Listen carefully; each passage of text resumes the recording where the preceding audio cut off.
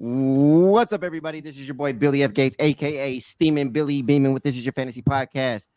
I am here with my guys, Paul, the Truth Venegas, and the two-time champ, the double champ. You know what I'm saying, Mr. Ryan, the Cobra Mulvaney. How you gentlemen doing tonight? Oh man, you know it's really good after what we went through last weekend, huh, Ryan? Yeah, no kidding. Yeah, happy to be back. Had a good draft. Missed last week, so it's gonna be nice to catch up with you guys. Yeah, no, for sure. It was definitely we had a good pod last week, man. I know Jose jumped the fantasy guru jumped off. I don't know where he's at tonight. He's probably full of shame tonight after what you know what I'm saying he was doing last week. Yeah, we won't show the pictures of the aftermath of that. Yeah, draft, we can't show the pictures or the video, unfortunately, as much as I want to. There's a lot of bleeps in there, man. Yeah, we don't want to do all that, but yeah, let's just say it was very, very wonderful time we spent together, and it was fun, man. Had a lot of fun. Football's back. My first draft of my season so far. I'm pretty sure your guys too, because this is an early draft. But yeah, man, a lot of fun. I can't wait to dissect what we got going on here. We're going to talk about everybody's what we think on, who did the best or whatever. And maybe there's a couple trades on the line. Maybe, I heard Ryan's over there throwing a couple of hooks out there, and I know he's got a couple of nibbles. So we'll talk about all that, man. I'm excited. Football's back. Football is back, baby. Yeah, man. Let's just jump right into it. Paul, you want to share your screen, man? Well, first of all, before we share the screen, man, all right, let's grade your guys' own team. All right, let's start with Ryan. Ryan, go ahead and talk about your draft strategy before we get into it, and then we can kind of finally see what you did. So going into it, what were you focused on? That's a good question. So I don't think I didn't have like a specific focus on like a certain position or anything. I just kind of went into it like I knew which players that I liked or like what kind of profile. And then I just tried to take the value wherever I found it. So, I mean, a value for me might not be a value for like the other 11 guys in the draft. But that's just kind of how I took it. Like I did enough mock drafting that I had kind of an idea of how things would shake out. And I would say I don't know. I'd say it was around like 60-70% of what I thought it was going to turn out. There were a couple curveballs in there. But I don't, like I said, I don't go into it saying I'm going to go 0 RB or I'm going to go, all running backs in the first 3 rounds. I just kind of take whatever's there. Shots? No, not at you guys. No, I'm just thinking for myself. Like last year, I told myself I was going 0 RB and I did. But this year, all right here, right? All right here. And a couple right here, bro. Right in the middle of the forehead, bro. I'm sorry. I didn't mean to shoot it out that way. Hey, you might as well say, yeah, I didn't do what George did. You know what I mean? Exactly. Just say that. I was just kidding, Ryan. Go ahead. No, it's all good. I mean, dude, we'll break it down. George's draft makes sense. I see what he was doing. My draft last year, I could see how you guys would look at it and be like, yeah, I don't know what the hell he's doing. I had like 2 tight ends in the first 4 rounds, so like, but this year I just kind of let it fall to me. I went very running back heavy. I ended up drafting 8 running backs and only 4 receivers. Got a couple quarterbacks, but yeah, it's just, I just kind of took the shots. I think I reached a little bit on a couple players, but that's how it goes. Okay. So after all that, what grade do you give yourself after the finished product and everything, man? What do you feel like you ended up with? Yeah, I think I told you this the next day. I didn't really feel good about how I handled the final like 3 or 4 rounds. I'd give myself like a B, like a solid, like just a B. No, I didn't have like an A+ draft, or I didn't feel like I made out like a bandit in years past. It just kind of was like a normal draft. I think that speaks to the rest of you guys. Like everybody else is pretty good at drafting now, and so it's hard to get like really good values. That's my next question. I was gonna say, could you tell like a lot of people were studying this season and going into it, and you could just tell the difference? I know with a couple of people when I was watching, I could tell the difference. Yeah, it's pretty obvious. I saw it last year. So, like a good example, I thought Joe last year drafted really good. And then he drafted really good again. You drafted good. George drafted good. Like there really wasn't anybody that made like really egregious mistakes. And most everybody was like with their picks were within like at least the round of value. So like it's a lot harder draft nowadays. Yeah, no doubt, I man. agree with that. What about you, Billy? How did you feel? So same thing, man. Before we jump into it, So I did the 0 RB, but only because of where I was at. So it made perfect sense for my position. So I had to think about this, man. I'm in 6th position. I'm in the middle of the pack pretty much. Either way, like, you know what I'm saying? I'm always going to get somebody sniped just because of that, the number 6. So for me, I was like, all right, I'm going to go wide receiver heavy. The first two positions that I really wanted was wide receiver and quarterback. I wanted Josh Allen. And I almost went Josh Allen in the first, but I was like, man, I don't want to put all my eggs in the basket and then, draft him at 6th position. I got Jamar Chase on that way back. I was able to get Lamar Jackson.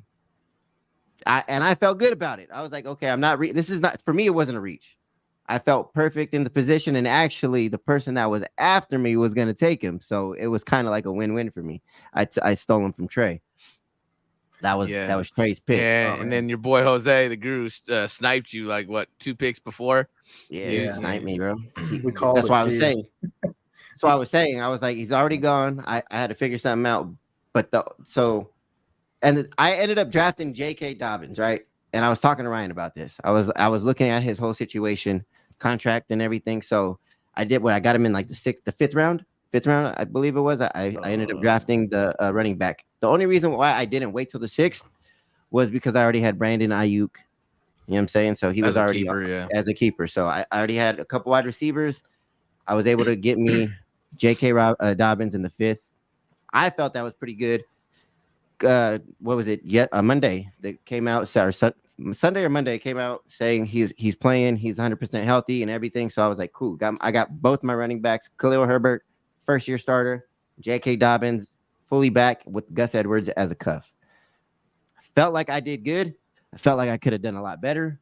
But for my whole draft, I would give myself you know what I'm saying, like a C+, B-, even though Fan Draft said it gave me an A-, but I felt for C+, A-. And that's only because there was a couple of people that I passed up on that I should have hit, but it's all good. Sometimes you make mistakes.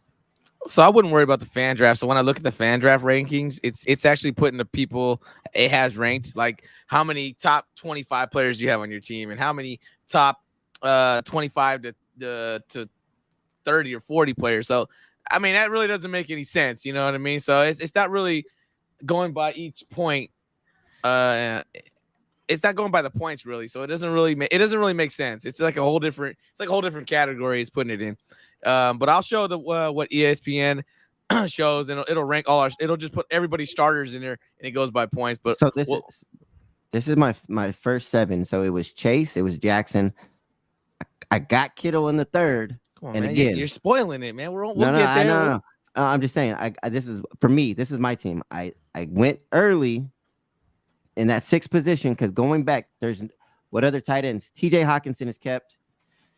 Kelsey's gone. Mark Andrews is gone already. That was already, and this is in the 3rd round. So it's kind of like had to do what I had to do. It's not early at all. I think 3rd round talent for Kittle was pretty good. and then it goes wide receiver, running back, wide receiver for the next couple picks. So my first 3, I think I went a little heavy. But you got the players you wanted. I got talent that I wanted. It was always those positions. It was wide receiver, quarterback, tight end. That was the 3 positions for me in the 0 RB strategy that I was going. So okay. Well, for myself, I had the same type of mindset Billy did. I was like, you know what? I'm going receiver, and I'm gonna go that way. But after getting sniped by my boy Amp telling me all the whole time, ever since he had the second pick in the draft. And I ain't never drafted a wide receiver that early. I'll never draft a number one wide receiver. I'm like, cool. JJ's all mine. I was like, cool. So I had that mindset going in. I'm taking a wide receiver, and then I'll get the second best wide receiver available for my team. Whatever. It's all good. 2-3 days before, yeah, I'm taking JJ, man. So I've been mock drafting this whole time. What did we do the pre-picks in? Like June, early June? Yeah, maybe that was a long time ago. Yeah, so I had a whole month, almost 2 months of mock drafting with JJ on my team, and I had to switch everything up. But it was okay because you know what? I had some time. I did it. I did what I did. I feel like I threw everybody in a loop with my pick, and we'll get to it later. But I felt really good about the draft, and so I changed the whole mindset of me drafting a wide receiver, the zero running back method. And I went with just available. I just went with my gut feeling with some of the picks. I felt pretty good on it. I feel really good actually about this draft. I'm not just saying it because it's my team, but I almost feel like I feel like I got close to drafting around that A, but maybe the B plus would probably be a better grade for me. I would say I would give you an A. I'm not gonna lie. I look at your roster. I was like, this is probably your best draft. This is probably your best draft you've ever done. I'm not gonna lie to you. The reason why is because I think it's just well rounded with the talent. It's not like it's not overpowered in like one area. I feel like it's got enough just all around. So that's why your whole starter list. Your whole starter list is for sure fire. And then you get to your bench players. I mean, you're a little weak there, but it's pretty much gonna be plug and play. I feel like you're gonna be one of the hardest teams to beat this season. Yeah, so I feel pretty good, especially for being my first draft this year so far. Hopefully I can kind of, just kind of pick up where I left off onto the next draft. I know we got the TIYF draft here in 2 weeks, or not next week, the following week. Next week, the 26th. Yeah, so hopefully everybody gets their keepers in there so I can start mock drafting for this. But yeah, I feel pretty good about the draft, man. And just everything changes, man. Just flip a hat, man. My boy says he's going one way, and he just changes it all. But everybody was getting sniped. Yeah, that's just how it is, man. We've been in this league together for so long. We kind of know where everybody's kind of going. We all know my dad's going to take 4 or 5 Raiders. And we all know the obvious things of what's going on. So if you guys don't have anything else to talk about pre-draft to show to everybody, we guys ready to hop into it? Let's go. Let's get to it. One day Senior's going to hit. The Raiders are going to be a Super Bowl team, and Senior's team is going to be the best. Oh, man. I don't know, Ryan. I do not know. There was a couple picks, man, that I was kind of like side eyeing, bro. I'm not gonna lie. I was like, what is going on here? All right, man. So let's just kick it off. We all knew my uncle CMC. Ralph. He was going CMC, man. We know he was like pretty much. What's crazy is I see a lot of mock drafts, and I see a lot of people talking on ESPN about it. That a lot of people had Christian McCaffrey going like number 3, number 4. Which is kind of crazy, but everything's kind of turning now with running backs, man. Running backs aren't the top tier, what they used to be. They're not rushing for 18 touchdowns, 15 touchdowns. Some are. I mean, Christian McCaffrey might get there, but the running back by committee, man, is very, very strong. We've seen it when Elijah Mitchell comes in there and he kind of takes a little bit away during fantasy. And I know the Niners are trying to do that to kind of save them for the playoffs. You want to keep your guys fresh. But for us fantasy owners, man, we don't like to see that. We want our points now. But yeah, you can't go wrong with Chris McCaffrey at 1. I mean, it's a solid pick. Nah, that for sure. That's what I'm doing in DIYF. That's my number 1 draft pick. So everybody knows CMC's already off the board. That's me. So just looking at it, we'll let Cobra start it off, the 2-time champ. Which is the most surprising pick in round 1 that really just kind of is just sitting out there? Yeah, I mean, I think your pick with Kelsey threw us off, but honestly, to me, the most surprising pick was the Mahomes pick at 11. Mm-hmm. I knew Mahomes was gonna go early. I didn't think he'd go first round though. So I mean, that's the end of the first though. Yeah, I thought for sure he would be like where like Josh Allen's at, like Jose, around that area. But I mean, outside of that, like, it's not a bad pick. Like, I'm totally, I get it. Like, they're all good picks, honestly. Like all 12 of the first round picks are solid in my opinion. It was the I'm not gonna lie. You did when you picked Kelsey at 3. Everybody was like, "What the fuck?" Like, you know what I'm saying? Like, you threw everybody off. That was like not on. Yeah, I heard all the field. hackling. Everybody's all woo, woo, woo, and then Kelsey's pick went in and just they got quiet, and everybody's like, "What?" They had to scratch it off. Like, no, I mean, nobody said, "Oh, you messed up." Nobody said that was a bad pick. You know what I mean? We're just like, what the hell? Yeah. It's just one of those picks, man. Yeah, trying something different, man. I feel like you start off. I looked at it like this, man. The number 1 running back's gone. The number 1 wide receiver's gone. I'm taking the number 1 tight end. And when you look at the number one tight end, if you look at his points to the next tight end, it's just I want to say it's almost 100-point difference between the next tight end at number 2. So, having the tight end production that Kelsey could give you compared to everybody else and having to jump on the points, I feel like that's just an advantage almost every week. So to have an advantage like that, and then I already knew I had my quarterback locked in at 8. So I mean, the rest I just had to just whatever was available. So I feel really happy with that pick. I don't think it was a bad pick, I think I think I definitely changed the draft board because it was either him or Jamar Chase. Man, Jamar Chase was really close. Thank God you didn't do it. Yeah, if you would have never did that, I think Chiefs Kingdom would have still picked Eckler.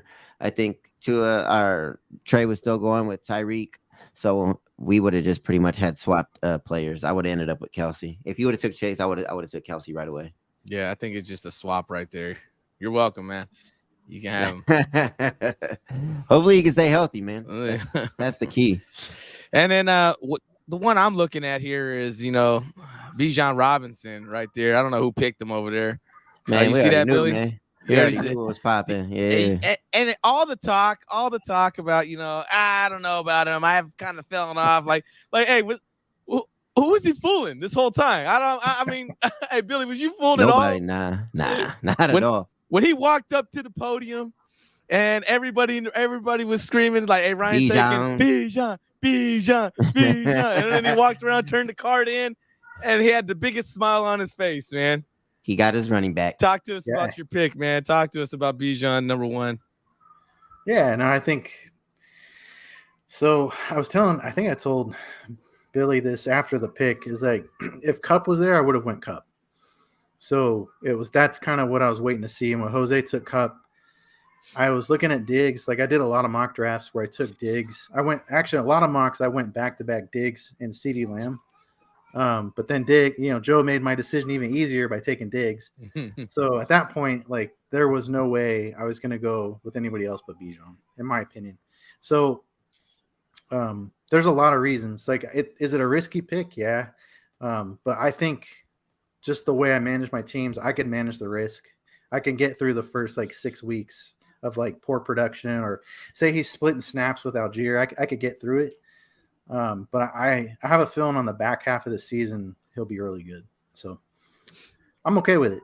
It'll be good. So I know you're talking Pat Mahomes. Were you trying to look at him on the way back with looking at Patty Mahomes there? Honestly, no. Like, I haven't mocked him. The reason why is because this league's a 4-point passing touchdown league. So I'm not as big on Mahomes in this league like I am in TIYF. TIYF, Mahomes put up 498 fantasy points last season, and it was just too much for me to pass up on.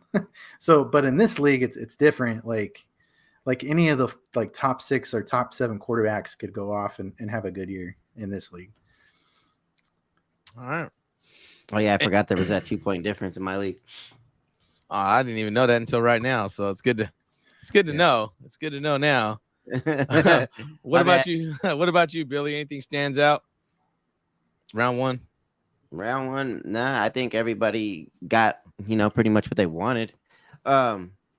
Actually, the Nick Chubb, that was the other one that was kind of like, wow, I thought that was a little bit early, but RB1, I get what he Chris was trying to do. He wanted his his running backs. So shout out to him. But I thought Nick Chubb was just a little too early. You know, you still got the Cooper Cups out there. You got, Stephon Diggs. But again, to each their own, man. Nick Chubb's a solid running back. He's, gonna do what he does out there on that field. And the Browns seem to have got a solid offense. But yeah, I think that was probably like out of everything else, that was probably the one I was like, wow, that's a little early. But hey. Yeah, I mean, I think everything. I mean, Nick Chubb's not going to be bad. I think I was riding high on Nick Chubb this year because we all talked about how Kareem Hunt's not there and he's gonna have a lot more touches even in the passing game, because if he can get a couple more receptions and catch a couple more screens, I mean that fantasy value even from what splitting the carries with Kareem last season. I mean, he was still RB1, so just to have that more production out of him with him being pretty much the only back there now. I mean, yeah, I can see where Chris is going as well. But I mean, other than Nick Chubb there, I mean, the only one taken before him, or right after him was Bijan and Derrick Henry. I'm not big on Breece Hall yet because we all talk about the injury there. And then Jonathan Taylor's up in the air, you know what I mean? So it's like, he's injured and he's on the PUP list still. And then that's the kind of spot where Josh Jacobs goes and he's holding out. So, I mean, it's almost like a guarantee pick, I guess you can say, because looking with all the question mark running backs out there. Maybe Saquon probably. I mean, Saquon probably could have.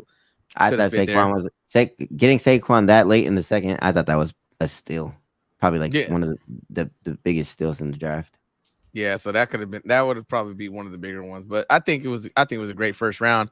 I think moving into the second round, I see that's where a lot of the running backs kind of started taking off. I mean, it looked like, let's just say 1, 2, 3, 4. So there was 5 receivers taken in the first round. 3, 4, 5. Well, yeah, 5 running backs taken in the first round, 1 tight end and 1 quarterback. Six running backs, right? In the first round? In the second round. Oh yeah. So in the second round, it's 2, 3, 4, 5, 6. So we got 6 running backs taken in the second round, 4 wide receivers, 2 quarterbacks. Yeah. So second round, I mean, these are all the obvious names. I mean, we're gonna see the Devontae Adams, the AJ Browns, the CeeDee Lamb. Barkley kind of slipped. I didn't see Barkley. I thought Barkley was a first round talent. I think Joe got a steal there. For sure. Especially with Diggs and Barkley together, that's pretty solid. We all knew Jose was taking Josh Allen, man. I mean, he said it. He said it day one. So we all knew he wasn't coming back around if nobody took him. Joe Mixon, more production out of him without P. Ryan there. And let's just talk about Lamar Jackson a little bit here, man. So you feel Lamar Jackson is going to be one of the top, maybe the best quarterback this season?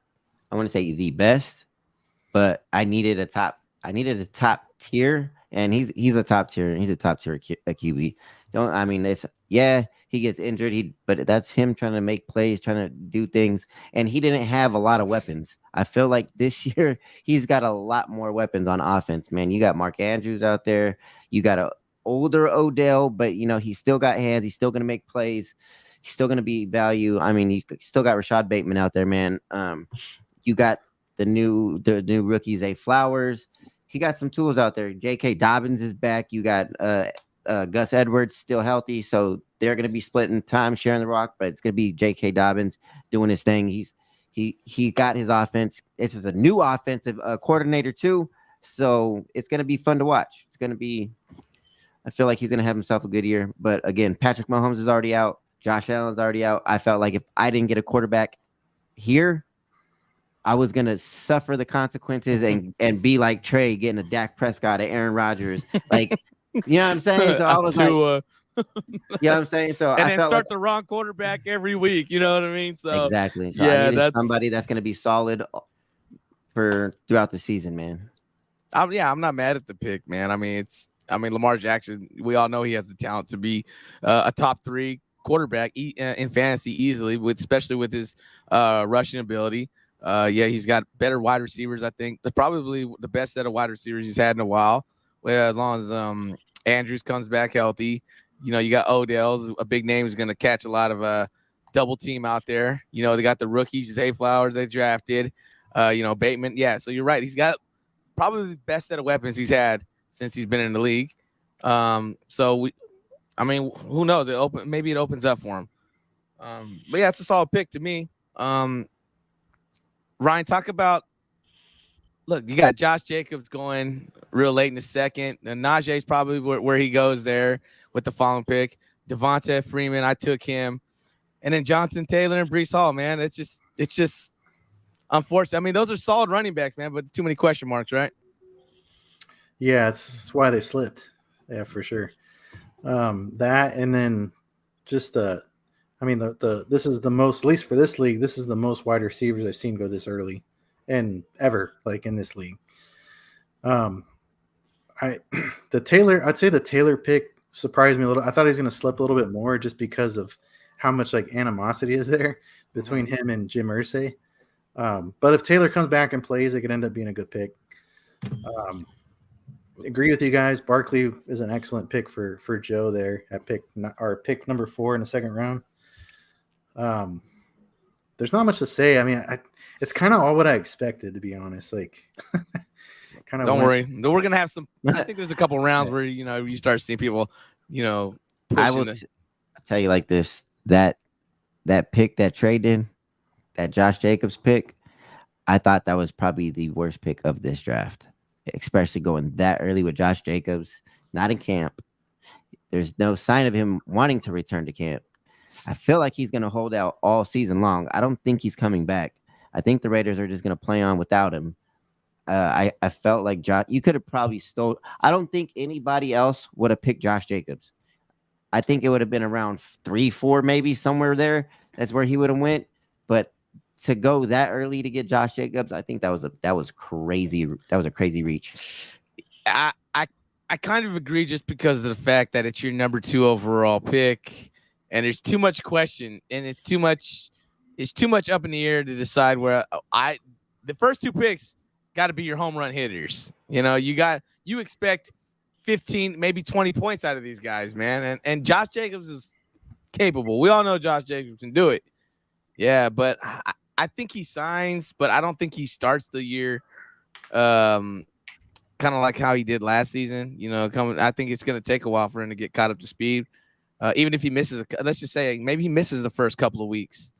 You know what I mean? It could put you in a fantasy hole real quick. So maybe trade bait. I know there's a couple of Raider fans in here who would love to trade for him. That's facts. So, there could be some trade bait.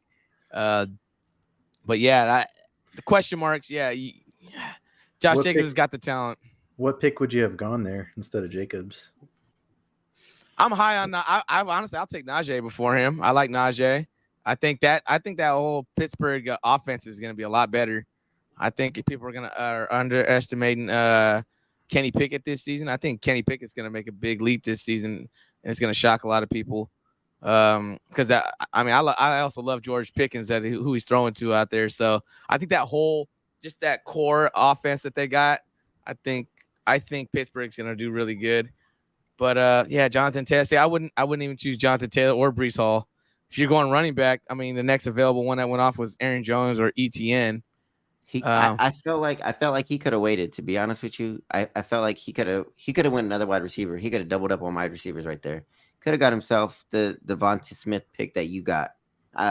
Something just with more value to help him out right now. I mean, yeah, you're just banking on a player coming back, and you're just hoping at this point. Like, I hope this guy comes back. I hope he signs. I hope he does what he does. But it's just, I don't know. I feel like they're too far off from him coming back for him to even be in a conversation to be right there. But okay, I don't want to jump ahead. But look at his team. Okay, he's got Josh Jacobs. Let's say Josh Jacobs sits. All right, if you kind of look down there a little bit, you got Jamal Williams, Kenyon Drake, and Raheem Mostert as your starters. Mm-hmm. What do you think about that? It's Raheem. I like Raheem, but very injury prone. Kenyon Drake. He's a bum. Yeah. He'd be everywhere. Hey, but I'm not gonna lie to you. That bum does make some plays sometimes, but he's still a bum. I mean, he's a journeyman. He's everywhere, man. He's just signed to every other team, man. It's a hard one to pick. I think the way he drafted, he should have drafted more running backs. If you're gonna take Josh Jacobs there, that's all I'm saying. I think you have to put more depth around your running back, because if you're looking at it right now, man, he's got no depth at running back, and he's gonna struggle pretty bad right there, because he's got running backs that are probably gonna only give him 5 points, or maybe if that. Even ETN going right there in the second, I wouldn't have been mad at that. ETN is a solid pick, and for you to get ETN in the third, bro, I think that's legit right there. That's who I thought Ant was taking. I really thought Ant was taking ETN. I was already like, if he takes ETN there, then the only two running backs I wanted when I got to Ant was going to be ETN or Aaron Jones. Those are the only two running backs I was going to go for a third round. I was like, I'll take that all day. But yeah, I'm not mad. I'm not mad at the pick, man. Really, who? I think Trey, because he was like Lamar. That's who he was going after. He's like, damn. He's like, he took him, like he was telling. He's like, bro, that was my pick. I think I kind of messed him up a little bit. So I think Ant would have took Josh Jacobs right there. Then I'm pretty sure Ant would have took Josh Jacobs, come back around, and then take Jonathan Taylor on the back-to-back. But other than that, second round, a little sketchy, a lot of question marks. Anybody got anything else to say on the second round? Nah, other than, Joe got the pick of the draft so far with that Saquon Barkley in the second. You think that's the best pick in the second right there is Saquon? Yeah, that's value. We'll give Joe the win for the second round. All right, what about the third round?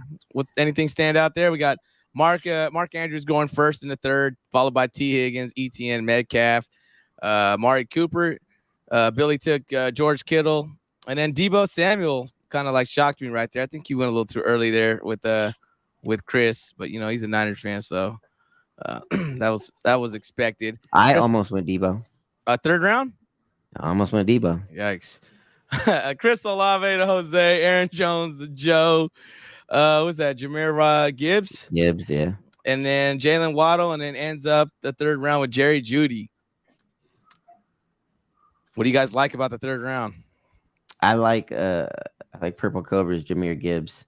He's going rookie at running back. I like it.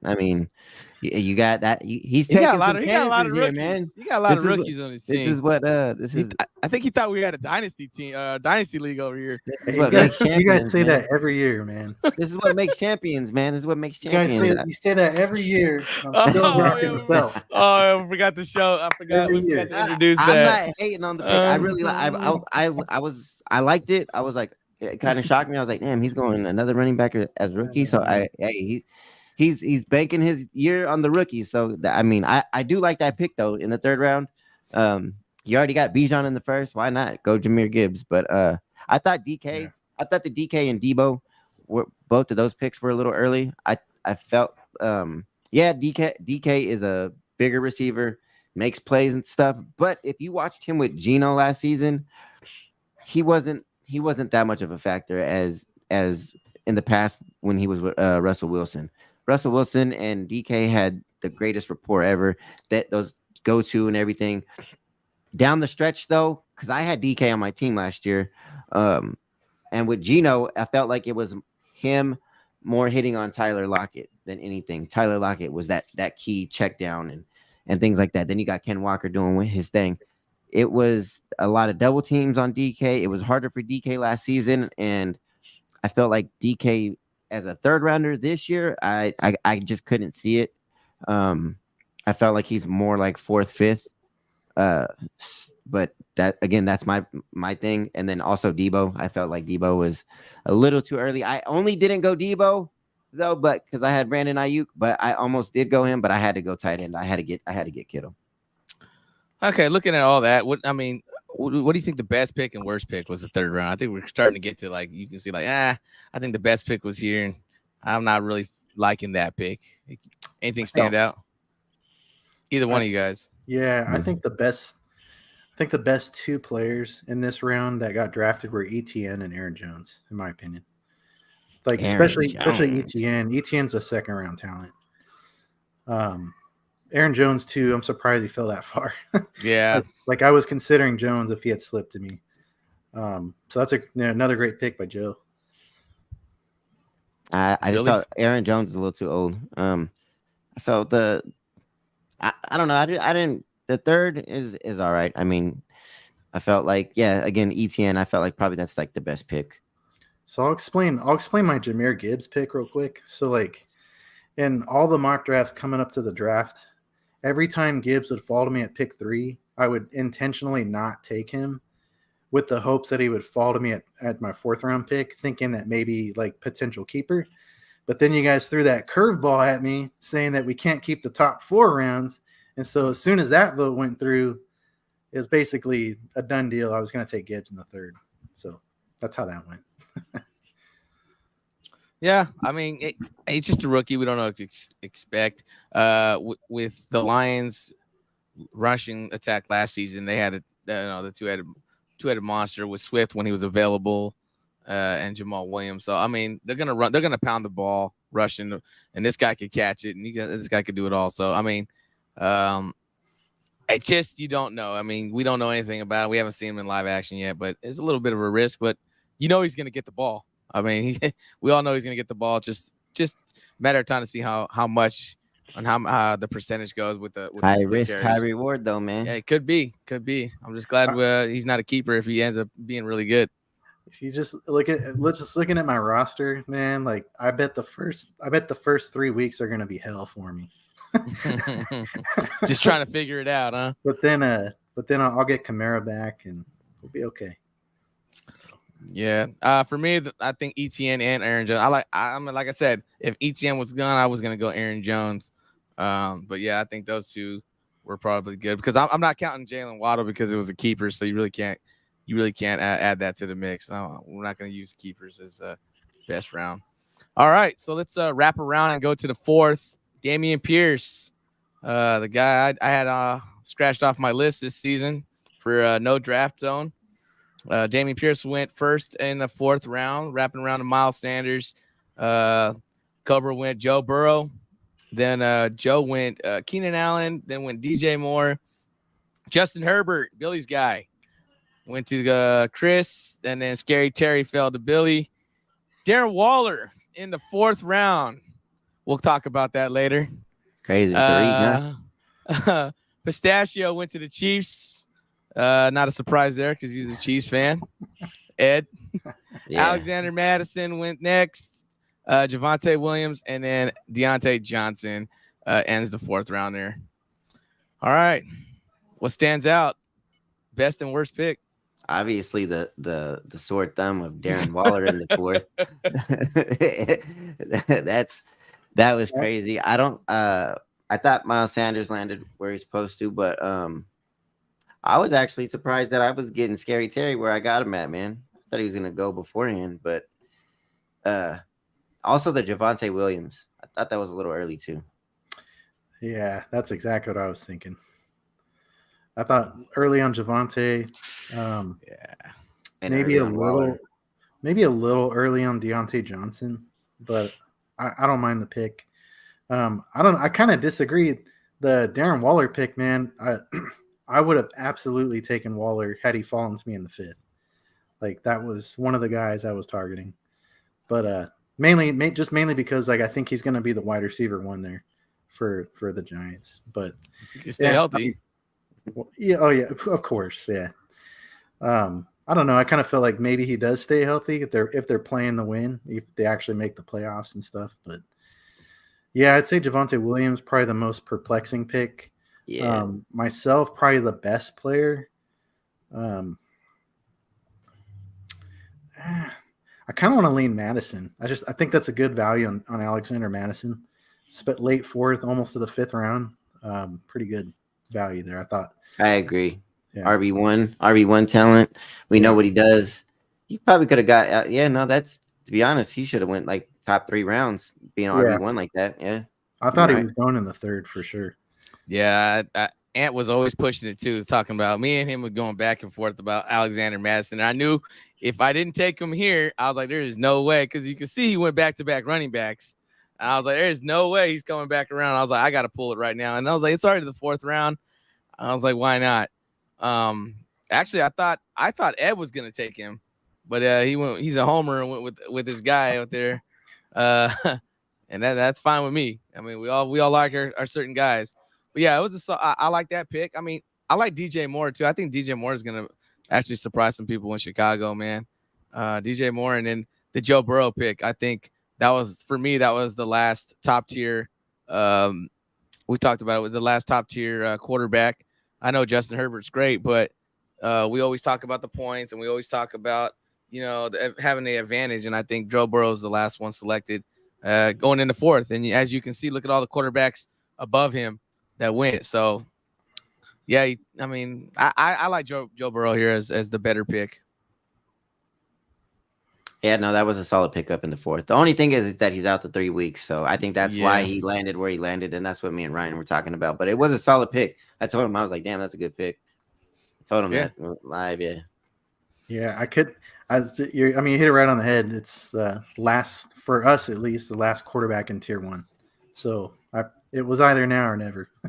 Yeah, he wasn't. I don't think no way he makes it back all the way around. Then the top of tier 2, the very, very low end tier 1, Justin Herbert, man, went right after that. My guy. I'm pretty sure Joe Burrow goes there if you don't take him. I think so. Yeah, he was. I think Chris was the first one to say something after I made that pick. I think I saw him make the gesture too. He was like, he was a little upset about it. But anything else round 4 we want to cover? Oh. No. All right. Well, let's get into round 5. Wrapped around Justin Fields, the first one guy. Billy's guy, David Montgomery, went second to Ant. Fuck out of here. And then it goes Mike Williams. I kind of messed this pick up, man. I should have took Christian Kirk, who followed right behind me. I don't know why. I had Christian Kirk on my radar. I like Christian Kirk a lot. I'm gonna push back on you on that one, man. I like Christian Kirk a lot, man. I think you made the right pick, personally. All right, we'll get into it. Let's finish up. We got a keeper with DeAndre Hopkins. J.K. Dobbins went to Billy. DeAndre Swift went to Chris in the middle of the round. Jose took Tyler Lockett. Joe went Drake London. Alvin Kamara went to Purple Cobras. Antonio Gibson. Who took him? Lee John took Antonio Gibson, and then we ended the round with T-Law, one of the right next to Justin Herbert, 2 picks away from him, quarterback wise. So, round 5, I want to go back to. Let's start off first with Justin Fields coming back. Yeah, he has that upside, but let's just all talk about the injury. You take too many hits as a quarterback. That's something, it's very scary because it just takes one hit to get you on the sideline. We've already seen it. He actually missed a couple of games as a rookie because of those couple of hits. I think Ryan was talking about on other podcasts that because he got hurt, he won a game or something like that. So, I mean, that's just what you deal with the running quarterbacks. And I know I have a running quarterback too, but I feel like he does enough to protect himself. And he slides way early, and he does the things that he needs to do to protect himself at all times. Yeah, double knock that. I don't want him going out week 1 because or else I'm gonna have to rely on Geno all year. But yeah, Justin Fields, it could be your high end quarterback with the rushing. We all know he can run the hell out that ball. I don't see a problem there. Talk about David. Let's let Billy talk about David Montgomery, second round pick in the 5th. What do you think, Billy?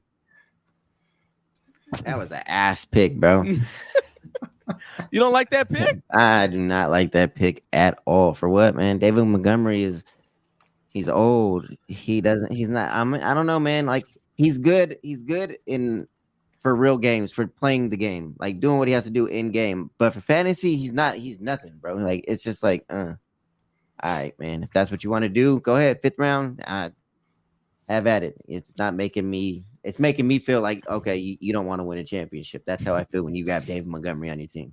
I'm totally different on that, man. I think David Montgomery is going to be very, very productive out there. I think they're going to have a good role for him out there, especially with the play action, what they roll out with Goff. And then when they're thinking it's play action and it's a draw or something. So I think he's going to have some pretty good production out there with David Montgomery.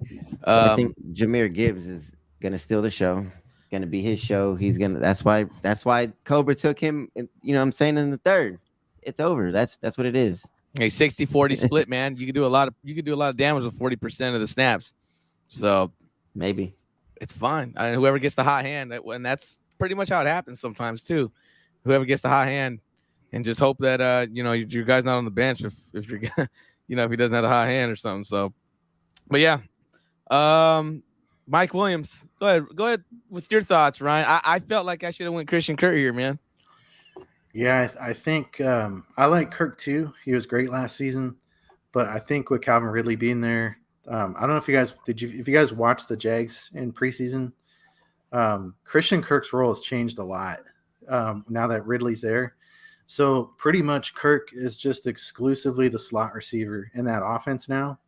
And it sounds good, but it's actually a really big problem, especially for the Jags. The offense that Doug Peterson runs,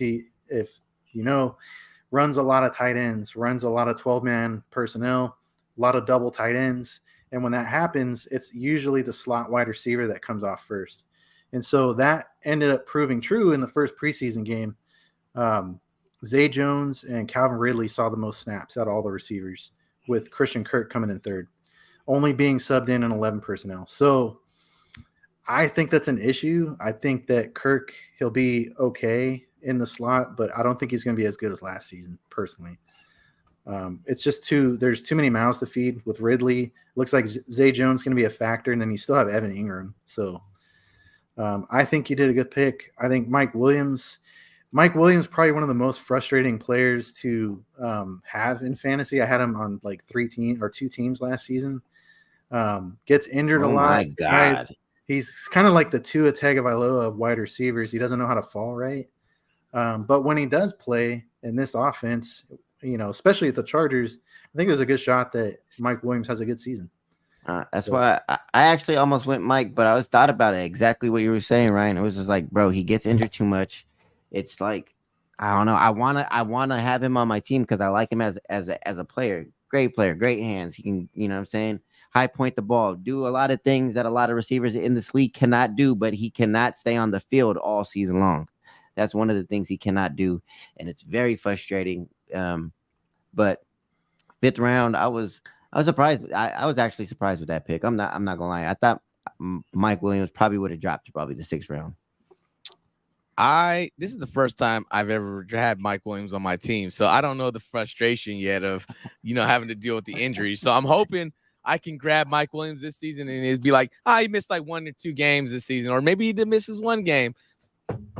You know what I mean? So, but hopefully, man. Yeah. So I've never went through the whole Mike Williams situation, so that's why it's kind of brand new to me. I know what he can do when he's on the field, though, because I played him a couple times, and I'm like, damn, that Mike Williams got 100 and something yards and 2 touchdowns, and you know what I mean. So, exactly. He can produce, especially when they got the rookie wide receiver out there now with Keenan Allen and him and Herbert throwing the ball. I think that was the bigger question on reason why I drafted, because now I'm looking at which quarterbacks are throwing these receivers the ball right now. You know what I mean?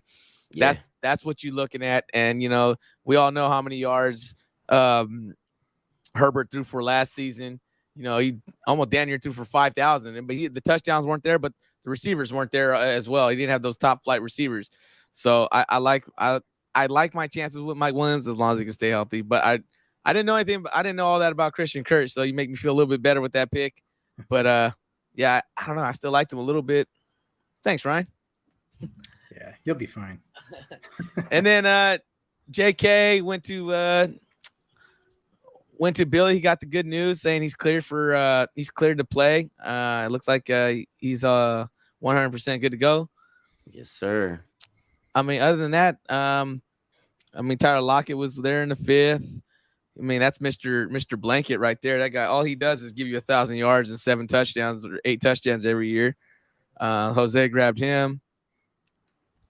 Drake London, man. I'm not high on that pick just because of the quarterback situation. Yeah, like I said, I thought that was early. Yeah, I just look at the quarterback situations when I was drafting right here. That's the reason why I didn't go Tyler Lockett too. I mean, yeah, we all talk about Geno, but yeah, he can get you the ball, but I mean, who are you gonna choose, Herbert or Geno Smith throwing the rock, right? So that's one thing. I mean, but Tyler Lockett is still gonna give you your points. Antonio Gibson, I heard he kind of wants to play a little bit more receiver this season. I mean, I don't know if there's any more packages for him to get some receptions. That could be big as a flex guy. Aren't they changing their name again? Nah, I heard they're going back to the Redskins. That's what I heard too. And then T-Law to sum it up. All right. Where's your best and worst pick again on this round? I would say the worst pick, Trevor Lawrence. I knew it.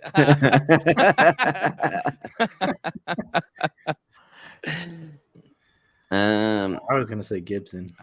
I'm leaning towards Gibson. Yeah, Gibson. Swift. Swift is just.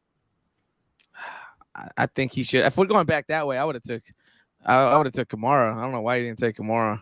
I'm not gonna lie, I do like my Dobbins pickup right here in the 5th. I like it a lot.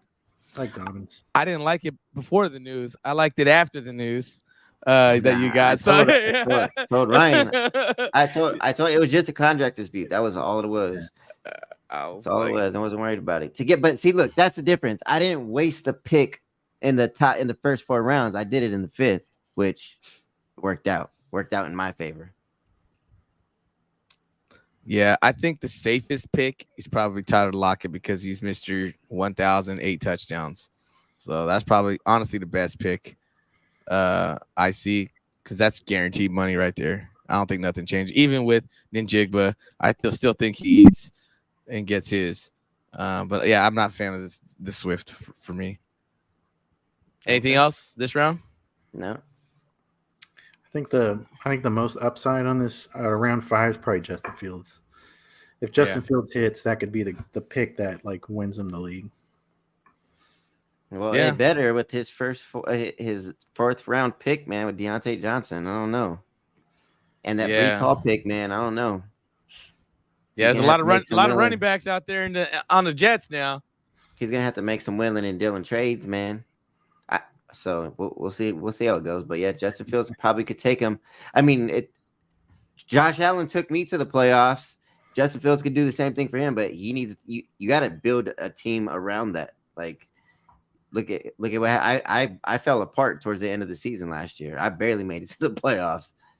My boy had crutches, but he got there. I'm saying? So yeah, for sure. I was hobbling him along, bro. I mean. So yeah, I know how it is. I mean, and I don't know, the second pick for me, and then that 4th round pick for me. It's just like, yeah, you got a top QB in Justin Fields that could like has major upside, but with those 2 picks, it kind of like offsets it a little bit. You know what I'm saying? Yeah. I agree with Ryan with that. Justin Fields, if he does pan out, that could be a potential keeper right there too. I mean, if he's one of the look how high these other quarterbacks are going. Let's just say he's the top 3, and you get, a top 3 quarterback in the 5th round. That could be something special. All right, let's wrap around. Deshaun Watson looks like Oaktown went back-to-back quarterback.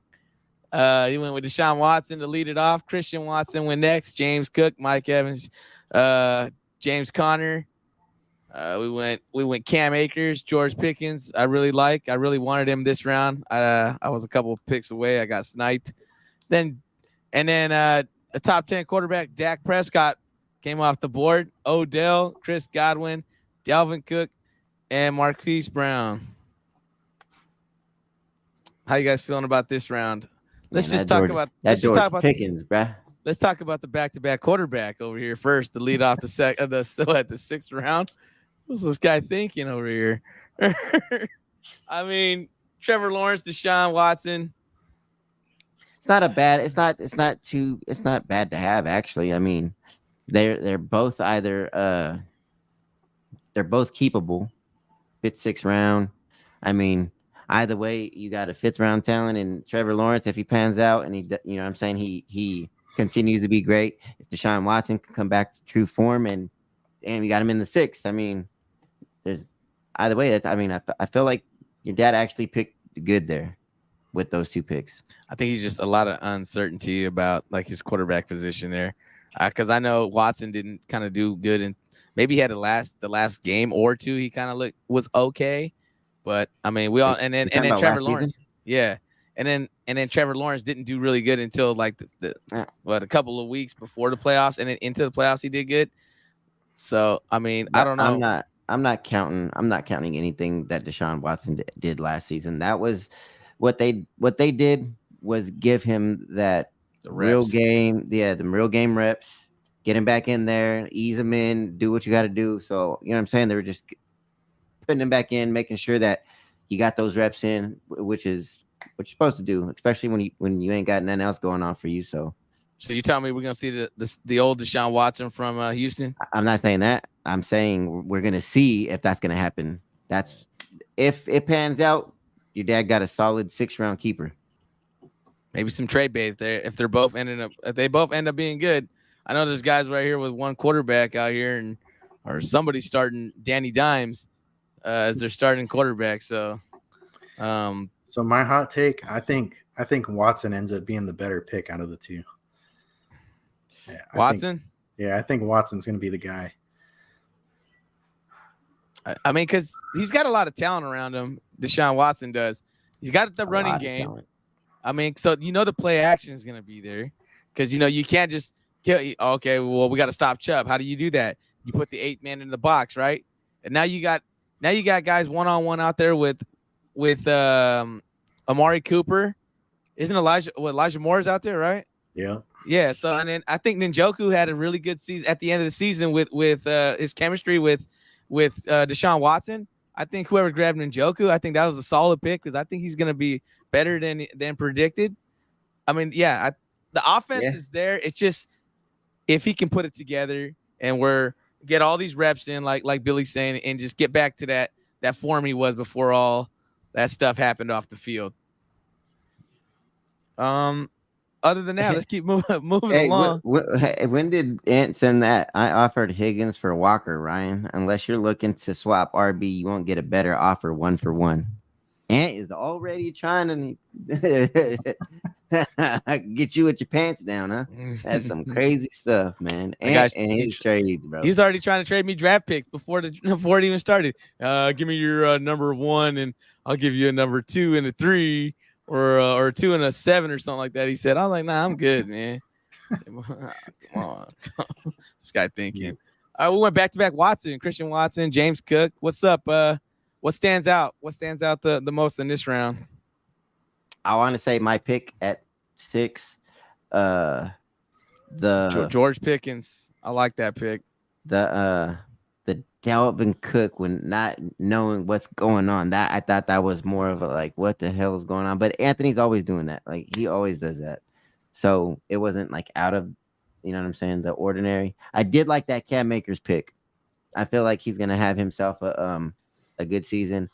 Yeah, there's nobody else out there. I don't like James Conner at all.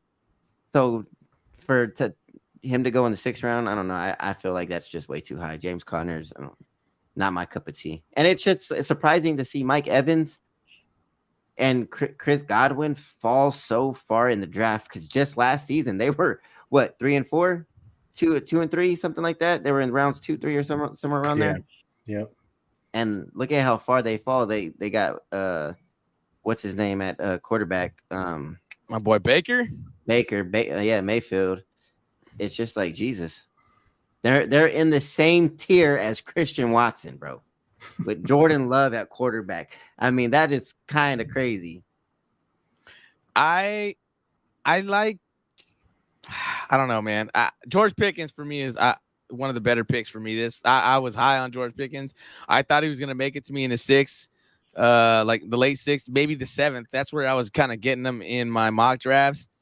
So I feel like I was right on target because I was probably going to go Pickens and wrap around and get Godwin in the 7th. That's what I was hoping for, but I got sniped. But yeah, I'm not high on James Conner, man. James Conner, he's that offense for Arizona is just going to drown, man. It's just they're going to try to rely on him too much. I think this guy gets hurt and he hasn't played a full season in a while. But yeah, James Conner not real too high on. And you got their quarterback wearing a training bra. Yeah, I saw that. And then Cam Akers. Yeah, Cam Akers I think those two are probably the best picks for me. I really like Cam Akers and George Pickens this round. Yeah, I mean, those two are probably the ones, and James Conner's probably my least favorite. What about you, Ryan? Say probably Cam Akers. I think good value on Cam Akers. The funny thing is I'm saying I like Cam Akers the most, but it's obvious I passed on him. It's for James Cook. So I'll tell you why I took James Cook. So I had Cook at the end of last season. I thought he was decent in the role that he had, being a rookie. Has some bursts. You could tell he has There the was some juice. flashes for sure. Yeah, what sold me on it is the couple days before the draft, a lot of Twitter, a lot of tweets were coming out about James Cook and his role with the Bills, and and a lot of the beat writers are writing around Buffalo that it sounds like Cook is the number one over Harris, over Latavius Murray. So that's why I went Cook. I felt like at that value, he's going to be the RB1. Now it's questionable. Like, is the RB1 worth anything for the Bills? I mean, I think in this case, it is. I just think Cook is better than what Singletary was, which is why I went with Cook.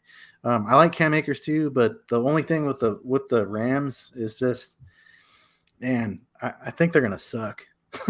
I think they got probably the worst secondary in all of football. They're going to probably lose a lot of games. And then by the end of the season, who knows like what that'll look like. Yeah, that O-line I don't think is any better either. So I think it's going to be hard to find some holes up the middle for them. I don't see anything. I mean, for what the talent he has, I mean, it's Cam Akers. There's nobody else really fighting for that running back spot. So you're gonna get the touches. You know what I mean? Honestly, it's kind of like Dameon Pierce last season. You know, on a kind of offense that's gonna suck, but if he hits those home runs for you, he's gonna pan out. But I feel like they're gonna be behind in games where it's just they're gonna kind of like lose the running game a little bit, and then it's just gonna be all pass. So, and then Georgia, you gave us your winning pick For the 6th round? Yeah, you said Pickens, right? It would be between Cam and Georgia. I think I got a solid wide receiver at 6, bro. So again, that zero running backs, the strategy that I went, it really, for me, I felt like it benefited me. Again, my running backs ain't all too great, but I feel with Jamar Chase, Scary Terry, and George Pickens and Brandon Ayuk, bro, I got 4 solid wide receivers there with a solid tight end. So I felt like getting George Pickens right there was like perfect. That's not bad. All right, we have anything else? We ready to move on to 7? Yeah, let's go to 7. All right, 7. AJ Dillon was the first pick in the 7th, followed by Ryan's guy Kyle Pitts. Went to Anthony. I know I see some trades in the works there later on in the season. Rashad White followed up. Then the keeper for Tony Pollard in the 7th. Aaron Rodgers went in the 7th round. It kind of hired, and that's probably the highest I've seen him go within all my mock drafts for Aaron Rodgers, but it is Aaron Rodgers. So Billy kept Ayuk in the 7th. Yes, sir. Joanne Dotson went to Chris in the 7th. Brandon Cooks, Smadre Pirine, Michael Pittman went to Purple Cobras. Is that Zach Charbonnet or for Seattle? Yeah. Yeah, and then Billy's Billy's Gabe Davis fell with the last pick in the 7th. My BFF.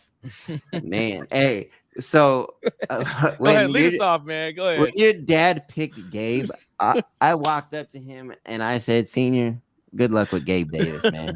And he looked at me and he gave me this weird. He's like, "Why?" I was like, "Because he is so hit or miss. Like you're not gonna know when to play him.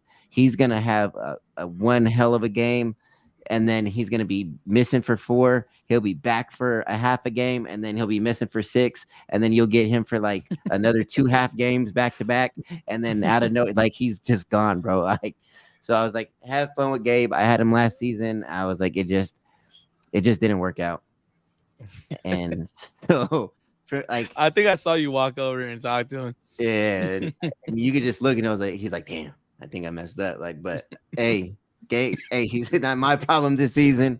Hopefully he does better for your dad. There's a lot of upside to Gabe Davis. Don't get me wrong.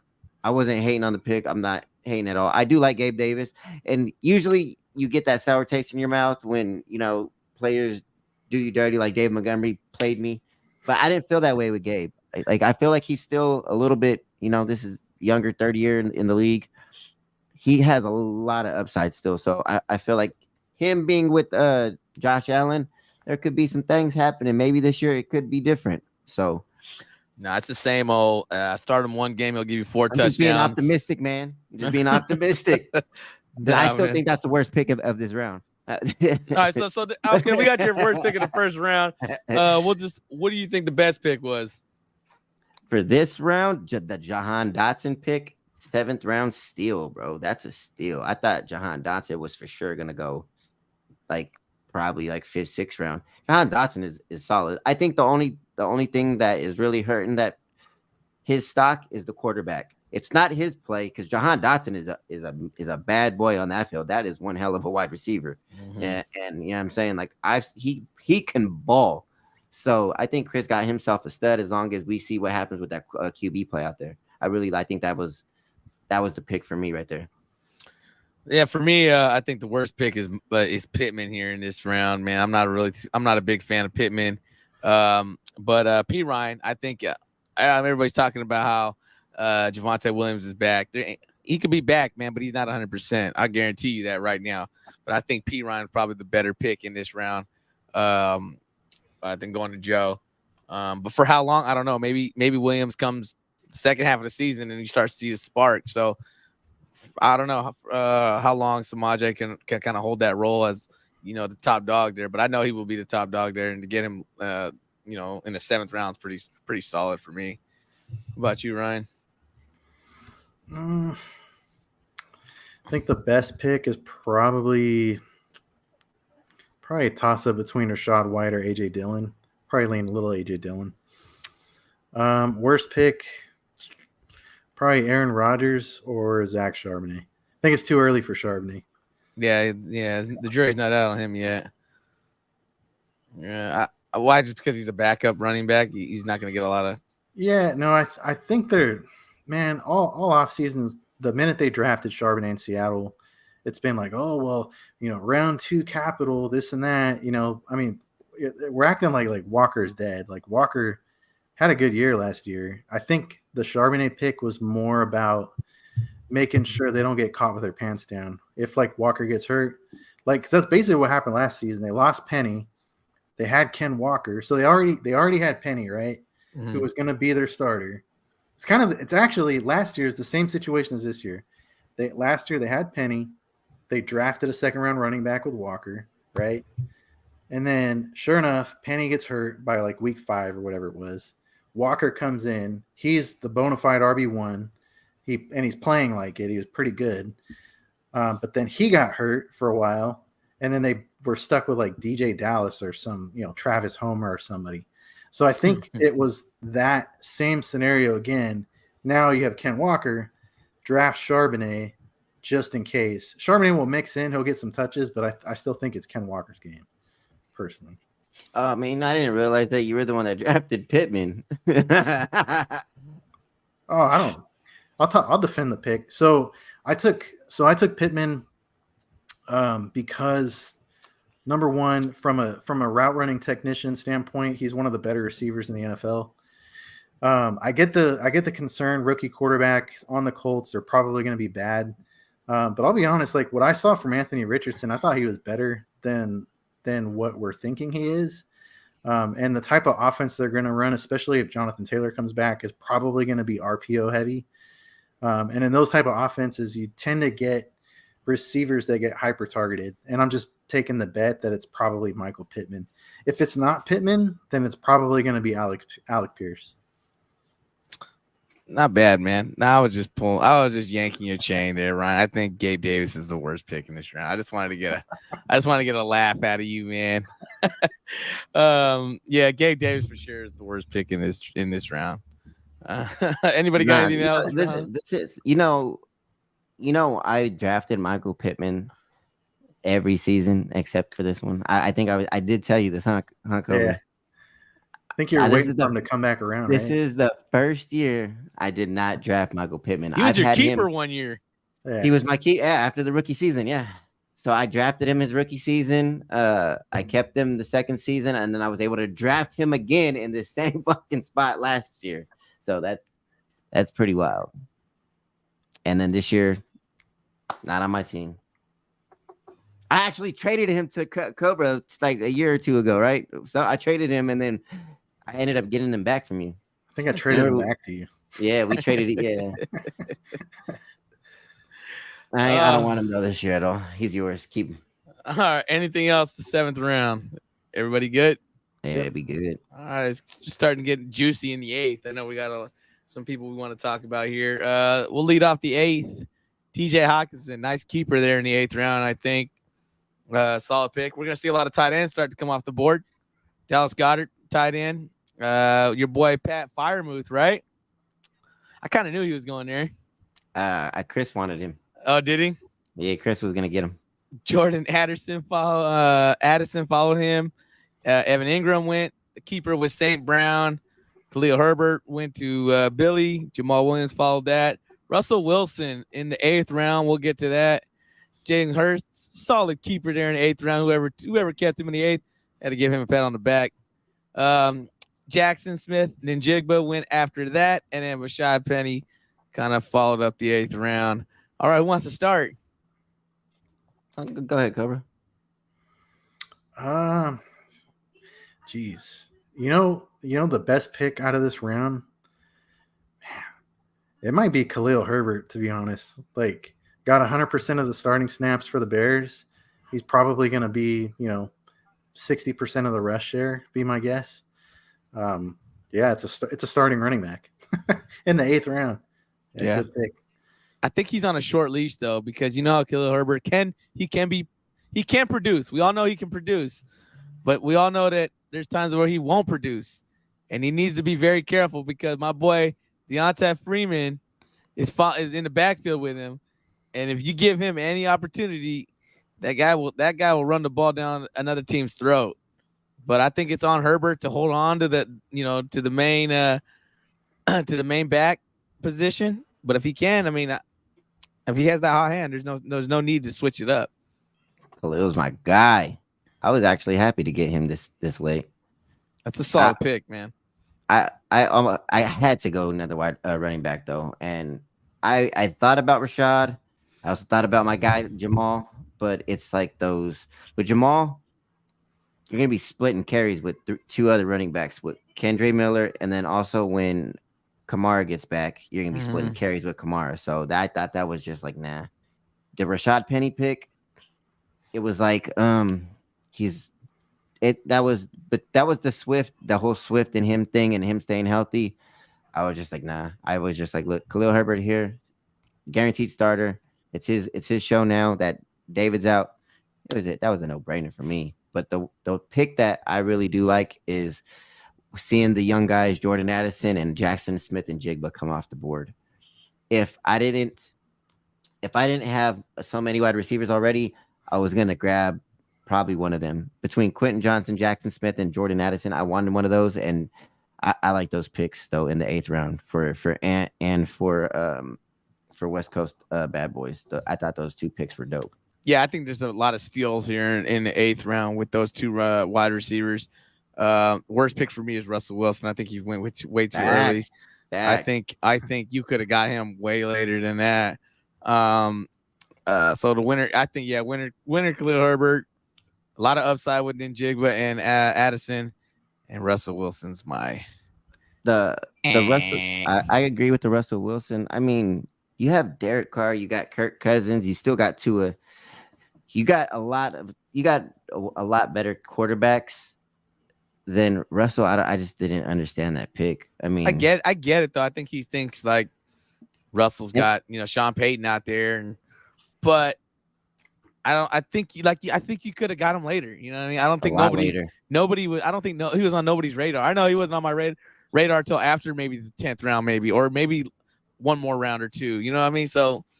Where I got Derek Carr, is that where you could have got Russell Wilson? Yeah, I think so. Yeah, I like Derek Carr over Russell Wilson easy. So yeah, but what did I got Carr a little bit later down way down there. Yeah, we'll get way down there. But I'm just saying that where I got Derek is where Russell should have been. But I think Derek Carr could have went 8, 9, 10. I was surprised that I got him where I got him at. What about you, Ryan? Worst pick? Probably Russell Wilson. Best pick. Yeah, I mean, I think I already said it. Khalil Herbert. Yeah, Khalil Herbert. Yeah, I just didn't get your worst pick. That's all. I was just making sure we're on the same page here. All right, let's move on to the ninth. You got something? The worst pick for the ninth. I'll tell you off. It's staring me right in the face. It's Hold that on, 49. Give me a second. All right. I haven't even announced the ninth round I yet. just want to say it. All right, ninth round. Starting off with the Niners defense. Then Quentin Johnson, Michael Thomas went, Treylon Burks, Tua went, Kendra. How do you say his name? Kendre Miller. Kendre Miller. That's that rookie, right? Yep. Zay Flowers, which I really like that pick. Cortland Sutton, Ramondre Stevens, Kenneth Walker was a key. Oh, these two were keepers. Darnell Mooney and Zamir White. And I don't want to hold Billy back any longer since it's looking him right in the face. That 49er pick in the ninth round is horrible, bro.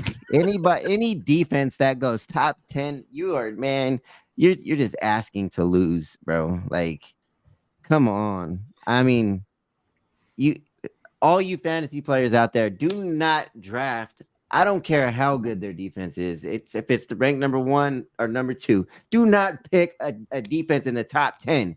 You're gonna get that top 10 defense probably in the 12th or 13th round, like maybe 11th. You know what I'm saying? Somewhere around there. But to do it in the 9th is just a little crazy to me, bro. I think that's just.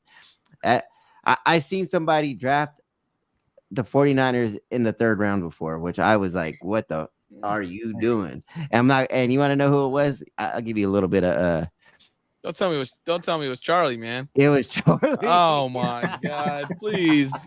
Oh my God. He gave you a little bit of ammo. Jeez. Charlie, it was Charlie, bro. No, but my God. I was like, Charlie, what are you doing? He's like, I'm picking a defense. I'm like, bro, you never pick a defense this early. Never. I don't care who they are. It's like a forbidden rule, man. Exactly. You never do that. Never. And ninth, and I looked at, I was like, the 49ers and the ninth. He's like, hey man, they're number 1. I'm like, all right. I was just like, that just leaves up, man. It's just like it's one of those, bro. You just stay away from that. All right. So we got your worst pick there. What stands out to you being the best pick? Man, I really like that Zay Flowers pick, man. Again, the Zay Flowers in Baltimore, Quentin Johnson, two more rookies. The 8th and 9th round, I think it goes to the rookies. That high value picks. These rookies got a lot of upside. I think these are the top 4 that we just talked about last week. All right, Paul. So yeah, I mean, I think again, Anthony went back to back on the rookies, and then gold-blooded Chris got Zay Flowers. I thought those are the 2 solid picks right there for my number 1s. Yeah, not bad, Ryan. Yeah, I mean, the rookie. I'm with you. The rookies obviously got the upside. I got concerns about like all of them from round 8, round 9, which is why I didn't pick them. There's a good chance that probably one of those guys will break out and be like probably a top 3 round pick next season. I don't know which one it'll be. It could be Addison or Flowers. I think it's between Addison and could be a guy we're not even talking about. It could. Yeah, it could be. There's this Wilson guy on Arizona that I hear a lot of talk about too. But man, round 9, I think I don't know. I think maybe I'm turning into Ant or something, but I think Michael Thomas is going to end up being the steal of round 9. What I saw in the preseason game, the day after our draft, was that Michael Thomas is absolutely going to be a part of that offense. And the way Derek Carr, I don't know if you guys watch that game much, but Derek Carr reminded me a lot of like Drew Brees and the way they ran the offense with Kamara, with Michael Thomas, a lot of Jawan Johnson. Man, that's a good pick, Paul. Like I was off of Thomas until I saw that preseason game. I was like, oh shit. Like I think like he's actually going to be a thing if he stays healthy. If he stays healthy, I was just gonna say that. You beat me to it. Usually I never get a chance to draft Michael Thomas because Ant drafted him the last 3 years, picks him out the free agency, keeps him, didn't play all season, then played the last season. Last 2 years, yeah. Well, that was 3 seasons ago. And then he plays last season, plays 3 games, then he goes on the IR. Honestly, Michael Thomas didn't want to play. I think he knew that offense was trash. For me, I mean, why go out there and be like, I got Andy Dalton throwing me the football? Yeah. Come on, man. Like, honestly, that's what I was thinking about the whole time with Michael Thomas. I think he's smart enough to be like, I'm gonna save my career a little bit and be like, hey man, you know what, man, my toe is hurting. All of a sudden now Derek Carr shows up and now he's playing preseason games. Yeah.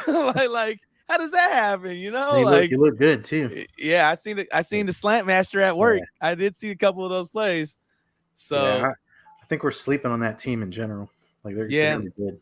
If Michael Thomas can, I'm not saying I'm for him to be what he was. I think he was a number 1 pick. 4 years ago? But that's a long time ago. But I'm not expecting him to be that. I just need him to be a wide receiver too. But be a wide receiver too to keep him in the 9th round next year.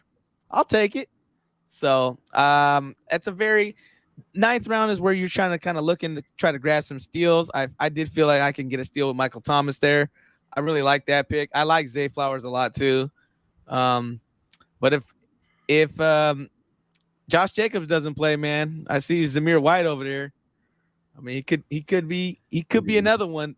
He could be another one. And I'm not just saying that for this season. I'm saying that could be a potential sleeper for next season. And you got a keeper down there in the 9th round.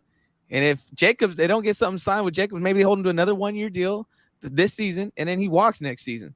So now you got Zamir White as your starting running back, and you keep him in the 9th round. Might not be too bad for me. Yeah, that's exactly what I was thinking. I went Kendrick Miller this round just for the fact that Kamara's gone for 3 games, and I want to see what this rookie could actually do. He was talking tough, man. He says that he's going to be battling, and he says that he could take that number 1 spot from Kamara. So I was like, man, this kid got guts. 9th round, give this kid a chance. He's going to be battling with Jamal Williams. So it'll be fun to watch. All right. Anybody got any of the buzz 9th round? Oh, all right, we'll move to the double digit, man. Boy, Zeke Elliott was the first pick off here. Everybody was in shock. All right. But he did sign with the New England Patriots. So, I mean, it's not as bad as it was, when he first drafted him. So Zeke goes first in the 10th round, followed by Justin Tucker, Elijah Moore, David Njoku, Deonta Freeman, Sky Moore, Alan Lazard, Adam Thielen, Dalton Schultz, Damian Harris, Kirk Cousins, Elijah Mitchell to finish up the 10th. Lot kicker, man. Let's just start with the kicker, man. All right, I know we're all looking at that yellow. I get it. You want the number 1 kicker, or you want the number 1 kicker and number 1 defense. It's still too early, man. I know it's Justin Tucker, man. We all know it's the big leg, but there's talent here still to help your team out, man. You know what I mean? You can still find things to help or players to help your team.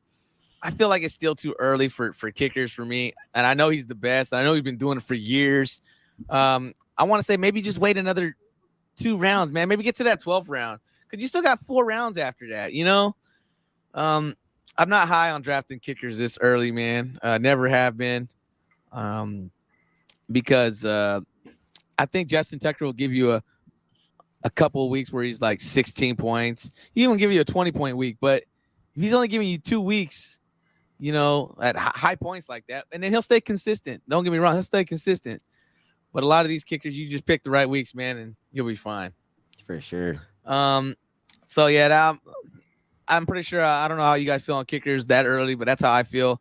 I think Njoku is a really good pick right here in the 10th round. I was talking about him earlier. I think him and Watson have a really good chemistry from what I saw, and I hear a lot of buzz in their camp that their connection is real strong. So I like that. And with the Deonta Foreman pick, those 2 are kind of like my favorite picks of this round. Other than that, if Zeke wasn't picked up, I think he would have been one of those guys where I was still question marking it. But yeah, that's probably the players I'd go with. Yeah, no, I agree with you wholeheartedly. You got to leave the defense and the kickers for 12 and lower, man, or higher, whatever, however you want to call it. 12, 13, 14. Leave the defense and the kickers till then, man. That's crazy. Just doing top 10 defense and a kicker. But the pick that I actually like, man, or the other pick that I didn't really like minus the kicker was the Sky Moore pick. I'm not high on Sky Moore. I just don't see the value in that kid at all. There was so much hype on Sky Moore going into last year. He just, I don't know, rookie season just wasn't there. I don't think that he's going to have a good sophomore season. No, but I do like that Njoku pickup, man. That's a solid tight end pickup in the 10th round. That is probably the best pickup for sure. Ryan? Yeah, I'll go. Worst pick is Justin Tucker, even though I like Tucker. I would say underrated pick is going to be the Ezekiel Elliott pick. I think they're like, mark my words, we're going to get to the bye week apocalypse and what is it, week 8, 9, 10, and somebody, if it's not senior, is going to be starting Ezekiel Elliott in their flex. and maybe it's not the worst thing. He'll probably get 10 carries and maybe fall into the end zone. So not a bad pick. I know it was pretty controversial when he made the pick, but actually I don't hate it. The best player in this round, in my opinion, I'm going to go with my own guy in this one, Elijah Moore. Talent for talent, Elijah Moore is the most talented guy in this whole round. And if it works out with Watson, I think Elijah Moore coming into his 3rd season, I think he's got a shot to be really good. And just a little bit that I saw that he played in preseason before he hurt his ribs. Dude is quick, man.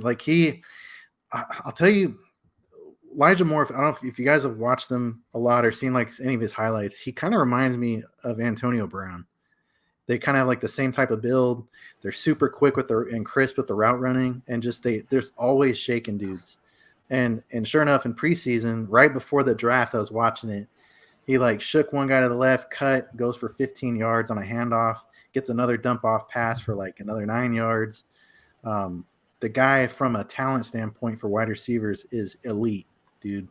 And so I was doing some research a while back, and there's this other analytics chart that talks about year 3 wide receivers that come out even after they have a subpar sophomore season.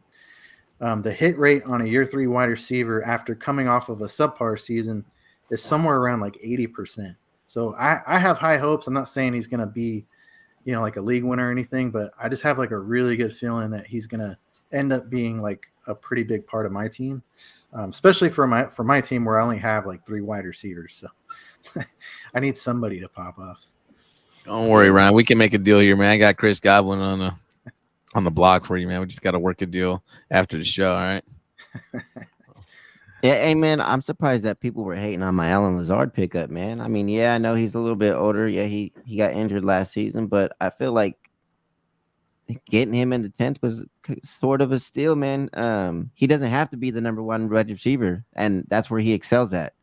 And what was put on him when in Green Bay was he had to be the number 1 wide receiver last season. Now he's back to being that support role. Garrett Wilson is wide receiver 1. I feel like, Lazard's going to ball out. I feel like Adam Thielen right here is a great pickup. Wide receiver 1 out there in Carolina now. He has to do something for Bryce Young. So, you know what I'm saying? 2 old guys.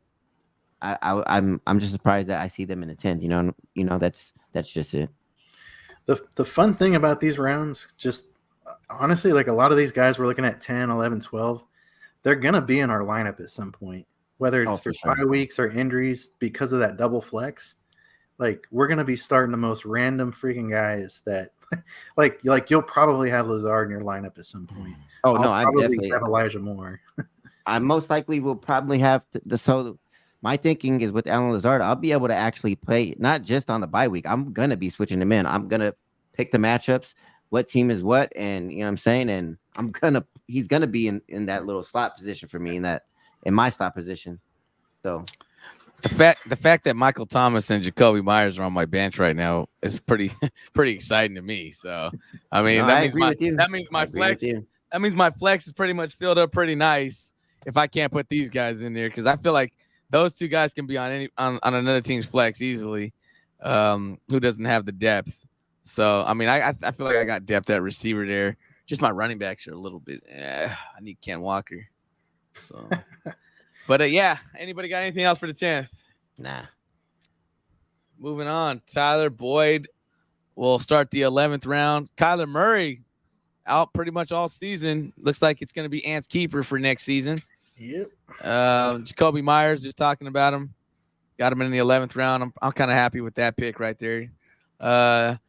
Jameson Williams suspended for the first, I think, 5 games, I think it is. I mean, I haven't seen too much on him. I know when he played in his one game, he caught a touchdown. That's about it. Dallas Cowboys defense off the board. All right. We got another defense following it in the 11th. Dalton Kincaid. Got my tight end, baby. Went to Billy, Cole, Komet, followed him. Rashad Bateman, Daniel Jones, Roshan Johnson, Jarek McKinnon, I'm sorry. And then Daniel Carlson, the Raiders kicker, following in Oaktown for the 4th year in a row. All right, Ryan. I'll tell you right now. I know he just said he got his tight end, man. I really like that tight end that he grabbed right there. There's so much talk on Dalton Kincaid. He's in a good situation. He's in a great offense. They said that he kind of looks like a Travis Kelce. He's got the same kind of speed, the same kind of build. I think he's a little bit smaller than him, but still right there. He's probably like 6'4", 6'5". I mean, if this guy can turn into a tight end, let's just say he breaks into the top 5, or you can have a top 5 tight end in the 11th round. That's something special there. Yeah, I agree. Yeah, the rookie tight end class is exciting this year. You know, Kincaid's probably the first guy that comes off. I know we'll touch on a few other ones, but yeah, it's exciting. I don't know. The only thing I don't know about that situation is they still have Dawson Knox, and so I do think that it signals the Bills are going to probably run a lot more 12 personnel, multiple tight ends. Mm-hmm. So I don't know what the target share is going to look like, but it's Don't exciting. you say his name like that again. Yeah, it'll be cool. So, Dawson Knox, get out of here. Get out of here, you bum. Yeah, bum. Yeah, I really like the Dalton Kincaid, and not to toot my own horn. I like the Jacoby Myers pick. I think those two I was going to get him. I think those two go. I think they're about even for like with the better pick. I think they're solid. Even though Kincaid's a rookie, I just really like his upside in that offense. Picks I don't like. Carlson. Yeah, Mr. Raider himself. I mean, I get it. These guys are trying to get kickers and defenses, and I mean, there's like, come on, you could have took a Jacoby Myers or a Kincaid, and looking into the next round, you know, you could have took a Algier. I think Algier still has a little bit of juice in him even with the Bijan out there with him. I still think he's gonna get touches. I just like Jeff Wilson. I see people that should be picked up over kickers and defenses is what I'm trying to say. So they still think it's too early. Those are the ones I don't like. Agreed. Yeah. I don't like the kicker. I'll say I'll hate on my own pick. So Roshan Johnson, it's probably a little early.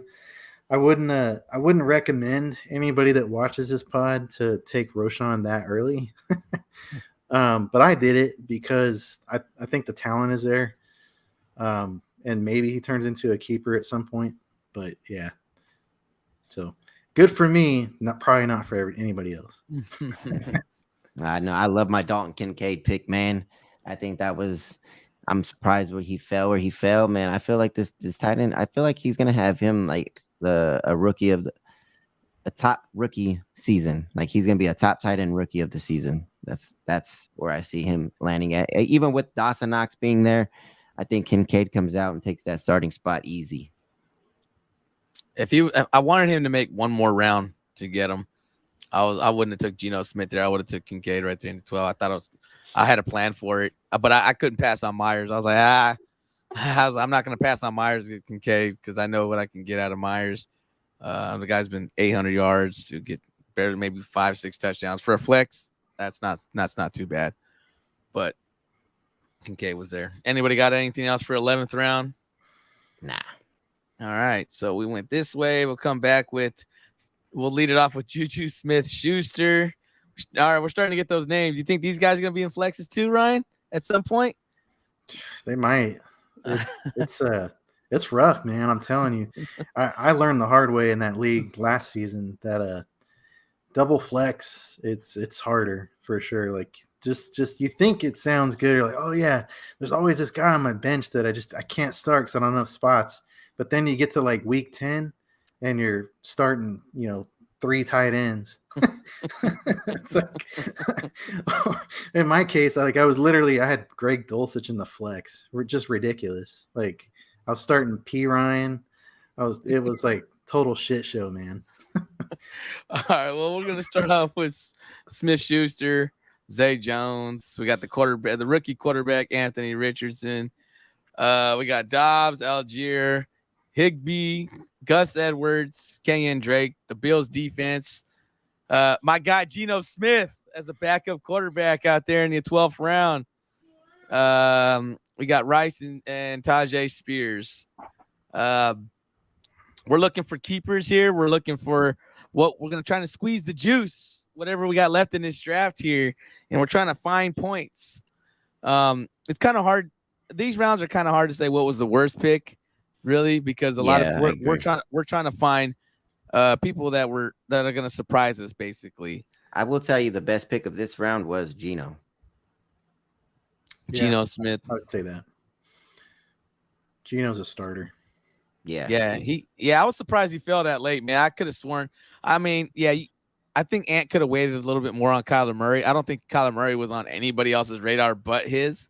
But you know how Ant is. He's looking for the following year, and he's trying to get that keeper for like next year. Like, I already got a quarterback. But in reality, is Kyler Murray really? I mean, he's okay, but once Call of Duty comes out, man, it's a wrap, and that's playoff time. So, he was a shock for Geno to be there. Other than that, Jeff Wilson. Oh no, that's the next round.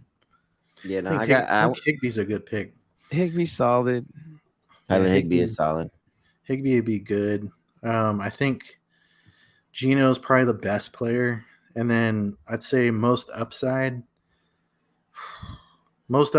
probably going to be Anthony Richardson. If he hits, that could be my keeper for next year. And then, of course it's a if. But I like what I've seen so far, so he ain't going to be hitting the wire anytime soon. What running over DBs? Is that what you like? What you see? They put all those little guys out there, and this guy's trucking them. Wait till you see he's a big nasty linebacker and takes a shot. I can't wait. That's exactly the problem with the NFL, though, man. They run all these too high sets or all these two safeties up top. They got a bunch of small guys in the secondary to try to prevent the deep play, and so that's why more teams are running 12 personnel with multiple tight ends to counteract the leanness with the DBs. So I'm okay. I think, hey, real quick, I don't know. Just like I said, so the trend in the NFL right now is that they run a lot smaller DBs than they used to. They take out the extra linebacker and they put in like another corner or safety. Nickelback or something like that, right? Yeah, exactly. So with that trend kind of came about because of Mahomes and Tyreek Hill taking everybody over the top all the time. And so ever since that shift, have you guys noticed that a lot of like the top wide receivers and a lot of the running backs have actually gotten smaller? Like, really think about it. You got your Christian McCaffreys, your Austin Ecklers are your top running backs. They're small guys. You have Jahmyr Gibbs. You got ETN. He's a small guy. And then at receiver, you got a bunch of midgets out there, dude. You got DJ Moore is small. You got Zay Flowers as a top pick.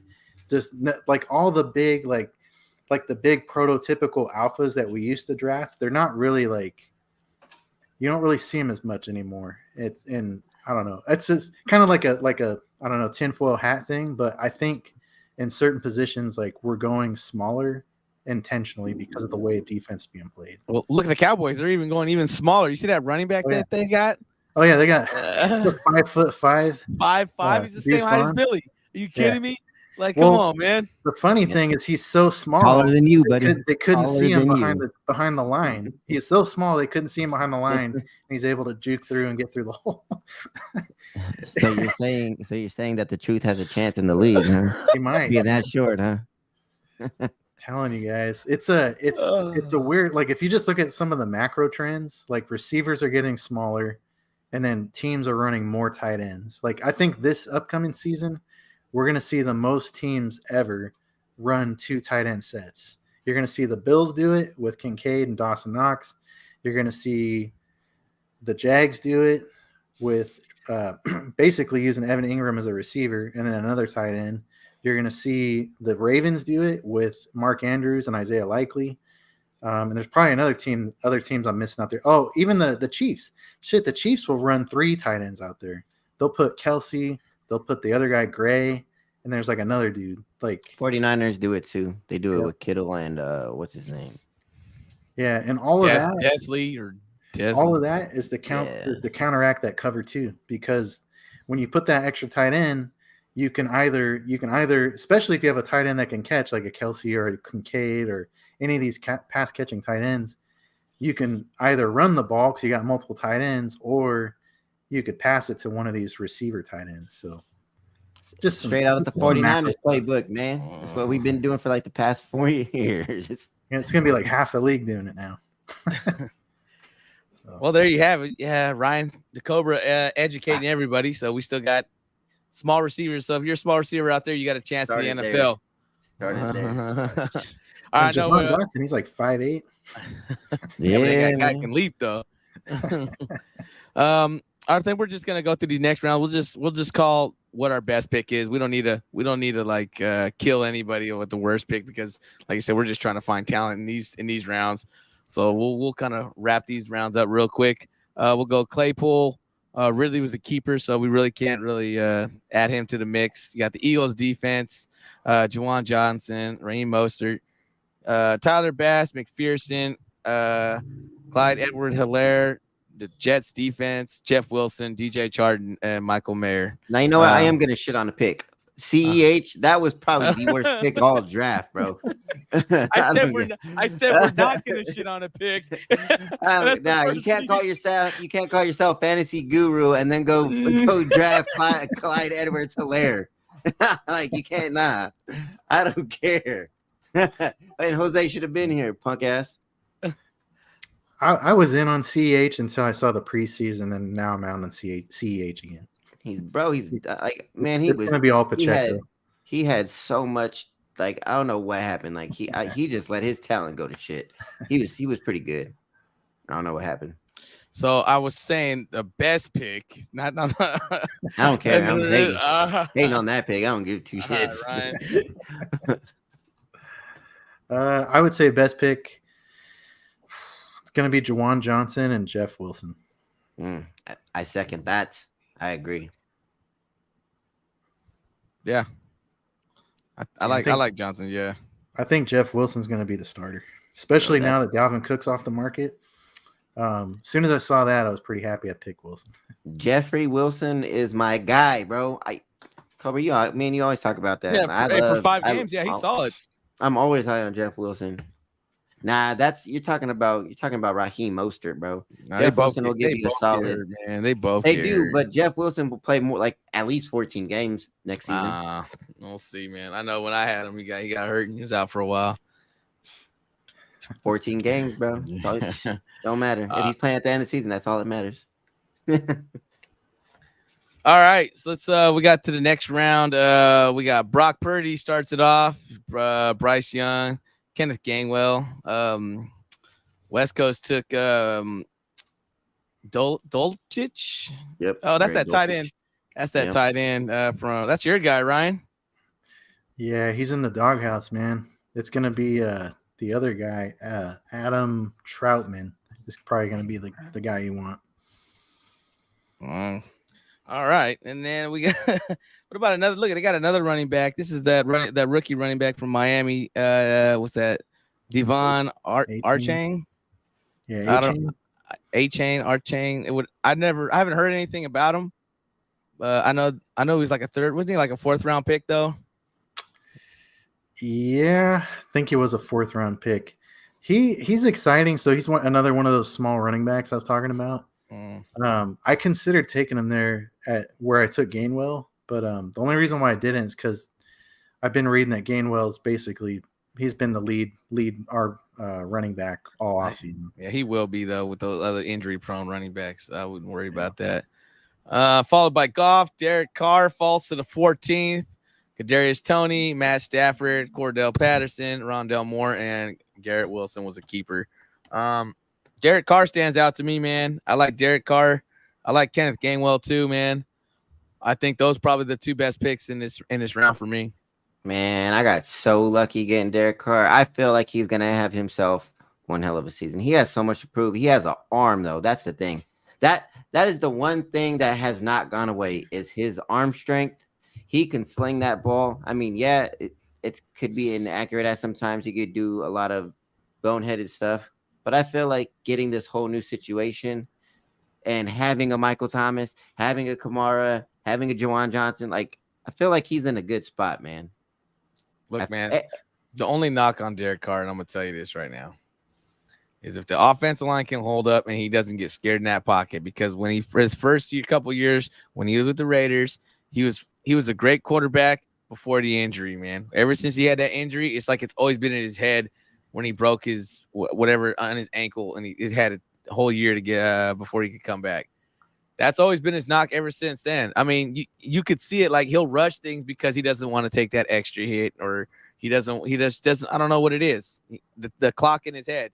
He has a clock in his head, and if it hits that, he's doing something. He's getting rid of it. That's the only knock I had on Derek Carr. Other than that, in the offense, you give Derek Carr time to throw the football. He has all the weapons out there. He's gonna be successful out there, but it's all on him to know that you're gonna take hits in the NFL, man, and you just gotta step into it and take one of those hits once in a while. But he doesn't want to take those hits at all. That's the knock on him. Because how many good quarterbacks you see? You see quarterbacks step in the pocket and take a lick. Yeah, no, for sure. So that's the only thing I have on Derek Carr, man. Other than that, he's a great quarterback, man. That's a solid backup for me, so I got lucky. About you, Ryan? Yeah, I like Derek Carr. I like Gainwell. I like my own pick. Hey, Derek Carr in the TIYF league. That's gonna be the pick. Oh, in yeah, that I agree. 6-point passing touchdown, I think he'll have a legit shot to be like viable. You don't think you think somebody drafts him early? In TOF? I don't think so. I think he'll go probably like the same range. But I think he'll be like startable. So Paul, that like 6-point passing touchdown, way different. But fun. So it's like better. I think it's more fun. So like here's an example. So Justin Fields, right, was in our standard scoring that we have in Fantasy Family. Justin Fields, I think, was QB5. And then Kirk Cousins was QB6. And then in TIYF League, 6-point passing touchdown, Kirk Cousins was QB5. And he had like a 20 to 30 point lead over Justin Fields. Wow. Like Kirk Cousins was legit in that league, man. Yeah. See, I got to change all my stats. I got to look at it all now. Yeah. I only got a week to prepare. Basically, rushing quarterbacks they're still good, but they're not like league breaking like they are in standard scoring. So any other stats I need to know about here? That's probably the most important one. I gotta let my boy Ant know. He probably doesn't even know that. He's gonna flip when he hears this. How do you feel about Kadarius Toney? He's injured again. When is I'm he not injured? I'm not asking. I'm not talking about the pick. I'm just in general. How do you feel about Kadarius Toney? Like, you feel like you would ever have him on your team, or is it just not worth it at this point in his career? there was a minute there where I considered like drafting him because I think he is talented. Like you Very. watch him play, he's shaking fools left and right, scoring. I just think the personality or whatever, like off the field issues he has. Like I've seen this guy on Twitter just lighting fools up, like just kind of unprofessional, and then he gets hurt all the time, and then he is talking shit about somebody's mom on Twitter or Instagram, and it's just I don't want no part of it, man. I'm good. There's not enough there for me, man. He's not consistent, and it's all about consistency. Especially you're trying to find some kind of gold, and you're not getting it. You're not getting it with him. Yeah, I agree. But I do like the Stafford, the Goff, and the Brock Purdy pickups in the 14th. I think those are all solid. That Goff and Kenneth Gainwell. Yeah. All right. Anything else, Ryan, before we move on? All right, round 15, Kenny Pickett, Tank Bigsby. Then we're going to get a bunch of kickers and defenses here. So we got Buckner, Folk, Steelers D, Michael Gallup, New Orleans D, Hunter Renfrow, Jason Myers, Patriots, Chiefs, and then Devin Singletary. So I guess just trying to find the better player because we're not really going to say, oh, yeah, this Buckner was the best pick in this round. We're not going to say the kicker. All right. Out of these couple players we got, I like Bigsby.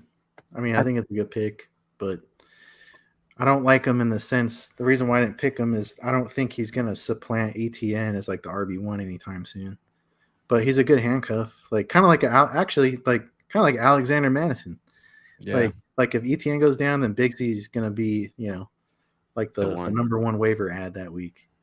Yeah. I like the high upside. I was talking about Kenny Pickett earlier. I really like Kenny Pickett. I think he's going to make a leap, and I think he could be I'm not saying he's going to be like a top 5 quarterback, but I think he can get into that top 12 tier if he has a great year. And that'd be kind of solid. Yeah. Kenny Pickett is good. I do like that pickup. Yeah, I'm with you guys. Kenny, I think I said this on a pod way back where we were looking at player profiler, but Pickett was like underrated on the deep ball. He's like one of the most accurate quarterbacks with the deep ball. And his first preseason game, he looked good. I got a lot of hope for Kenny Pickett. Once again, that's a TIYF league pick. Like he could be viable in that league. Hey, you know what? The Michael Gallup pickup, if he can stay healthy during the season and during those bye weeks, he might be a valuable plug and play player, man. He might be. I don't know. Usually for like 15, 16 for me is like usually a throwaway pick. So, but I was just trying to find. I needed another wide receiver. So, all right, let's end this last round. You went mute. You went on mute. What'd you do? All right, let's end this last round. I hit the button right here when I hit it. All right, let's end this last round.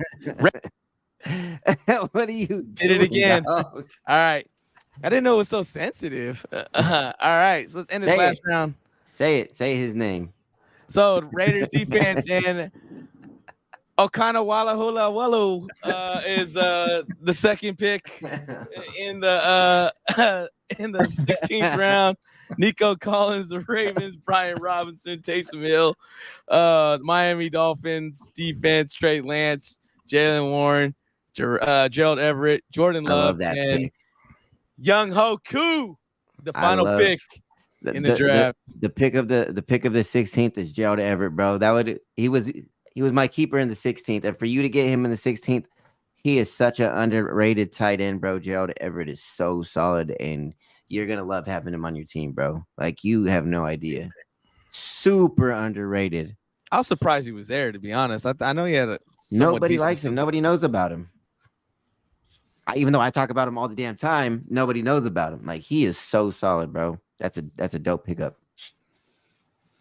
I like Jalen Warren too. I thought that was a good pick. You guys aren't feeling that Trey Lance pick?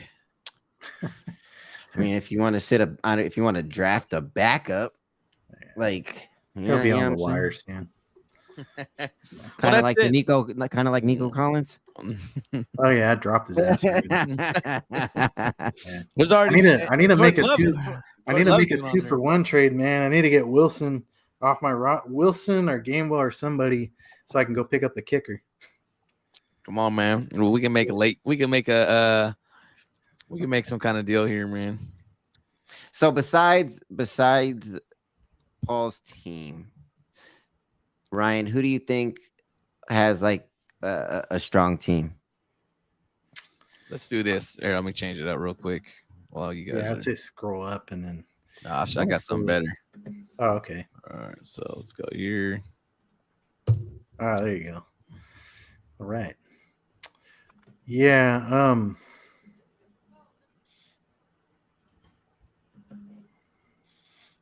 So I'm not gonna pick myself. I know my team's No, pretty if you want to pick yourself, pick yourself. I No, want to know the truth. my teams always start off like shit. So but I think I really like what I like what Joe did. Joe had a good draft. Paul had a really good draft. I think Paul stole the show. I'm not gonna lie to you. Yeah, Paul stole the show for sure. Yeah, Paul definitely looking at your roster. You probably got the best. Chris, I think Chris has a solid team too, man. Look at that: Herbert, Goff, Chubb. Got Cam Akers, Debo, Dotson, Amon-Ra, Zay Flowers, Cole Kmet, Tyler Higbee. I mean, he got a solid team. I think Jose. All right. Who do you think had the worst draft? I was gonna say Jose. Not the guru, man. Wouldn't do that. Look at his team, bro. Like that's what he gets, man. Hey, tell me, who's the starting running backs? This is kind of how Jose plays, though, man. Like every year he's always light on running back, heavy on wide receiver, and like I don't think he'll be on the corner, unless he doesn't manage it right. But I don't know, man. I'm sorry, Trey, but it's not looking back good. to back. Yeah. Oh yeah. Trey did have a bad draft as well. Not trying to hate, but it's just. I mean, he's got some good players. I like Waller. I like Hill. But too many quarterbacks, I think. 4 quarterbacks. It's like he's going backwards, and he's doing the Anthony Royster here. Yeah. He could drop Trey Lance right now. I don't know what he's thinking. He could drop Trey Lance right now, and look at his running backs too, man. I feel like I don't have that many running backs, but I feel like my running backs are far better than what he got. I look at yours right here. You're gonna start Chase. You're gonna start Scary Terry. You're gonna probably start Pickens and probably Ayuk. You're probably gonna have these. You're gonna be your flex right here, or you got your 2 receivers and then your 2 flex. All right, Dobbins, Herbert, and then Dobbins, Herbert started with Lamar Jackson. Yeah, that's not bad. You know what I mean? And then you got your Kittle, and if this guy pans out, you never know. It's not bad, man. I for you going zero running back, right? Yeah. I mean, the receivers are nice. I mean, and that's what you were aiming for. Yeah. I felt like this has probably been my best draft in a very long time. Even though I still graded myself like a C+, a B-. Like I feel like this is a solid draft, a solid enough draft to get me where I need to go. I think Herbert's right here is your big question, man. He needs to start off hot and keep that spot, because I'm telling you, man, Foreman right behind him, man, he's gonna eat into those carries if he doesn't perform. But I think he can do it. Sure. I think he can do it because Foreman's not a receiving back really. So this guy Herbert's probably gonna get the majority of the receptions and the screens and all that stuff. So he has a chance, to be able to hold on to that spot. But I think this is the big one. I think Jose was just out there taking all of our handcuffs. Yeah, I think he was a little too soft. Didn't know what the hell he was doing. After that Cooper Kupp and Chris Olave, and he just went lights out, huh? It was over. It was over. Oh man. The sauce, the heat, and everything, man. That barbecue was good, huh? Oh man, yeah. So fun draft, man. Shout out to you, Paul, man. It's this podcast, bro. The podcast it changed your ways. It had you seeing something different. It really had. It really changed. Yeah, it really changed my whole look on it, man. I tell you, I've never done as much homework as I did this year compared to all 9 years that I've played in this league. I've done so much work. I'm lying on the bed, and Cynthia's like, "Hey, what are you doing?" I'm like, "I'm doing my homework right now." She's like, "All you do is fantasy football. It's not even football season's not even here." She goes, "It's only February. I was like, Super Bowl just ended." I'm like, "Hey, I got to get ready for next season." So for real, that's how it is. I'm the same way, man. Hey man, I'm already looking forward, dude. It's a year process, man. You know, you're looking at everything, man. Oh no, for sure. So yeah, I can tell. I already know. I can see the difference in it. It's a little different with the keepers, you know what I mean? So I know I got other drafts that don't have keepers, so I want to see how good I kind of do with that. But yeah, man, I'm happy with the draft. I think all of us are gonna be pretty competitive this season, man. I think it's gonna maybe not Trey and maybe not Jose, but you know. I'll tell you one thing. It'd be hard unless something really bad happens to my team. As long as I'm not on that corner, man, that's all that really matters to me, man. That's the test for me, bro. Is me going up against you in week 1. That's the test. It's already 125 to 110. So there's a big points difference already in the. You know what I'm saying? So we'll see how it pans out, though. I'm excited. Yeah, I'm ready to go, man. All right. You guys have anything else, man, before we get up out of here? No, sir. I need to go get some dinner, to be honest with you. But all right, yo. We back next week. Shout out to Truth. I think you won the draft. Shout out to, Big Cobra. You had a great draft too, man. And hit us up. Let us know. Have any questions for your drafts that are coming up, man? Again, Instagram, Twitter, everywhere, man. Just hit us up. Email us if you have to. This is your boy Billy F. Gates, aka Steamin' Billy Beeman with This Is Your Fantasy Podcast, man. We are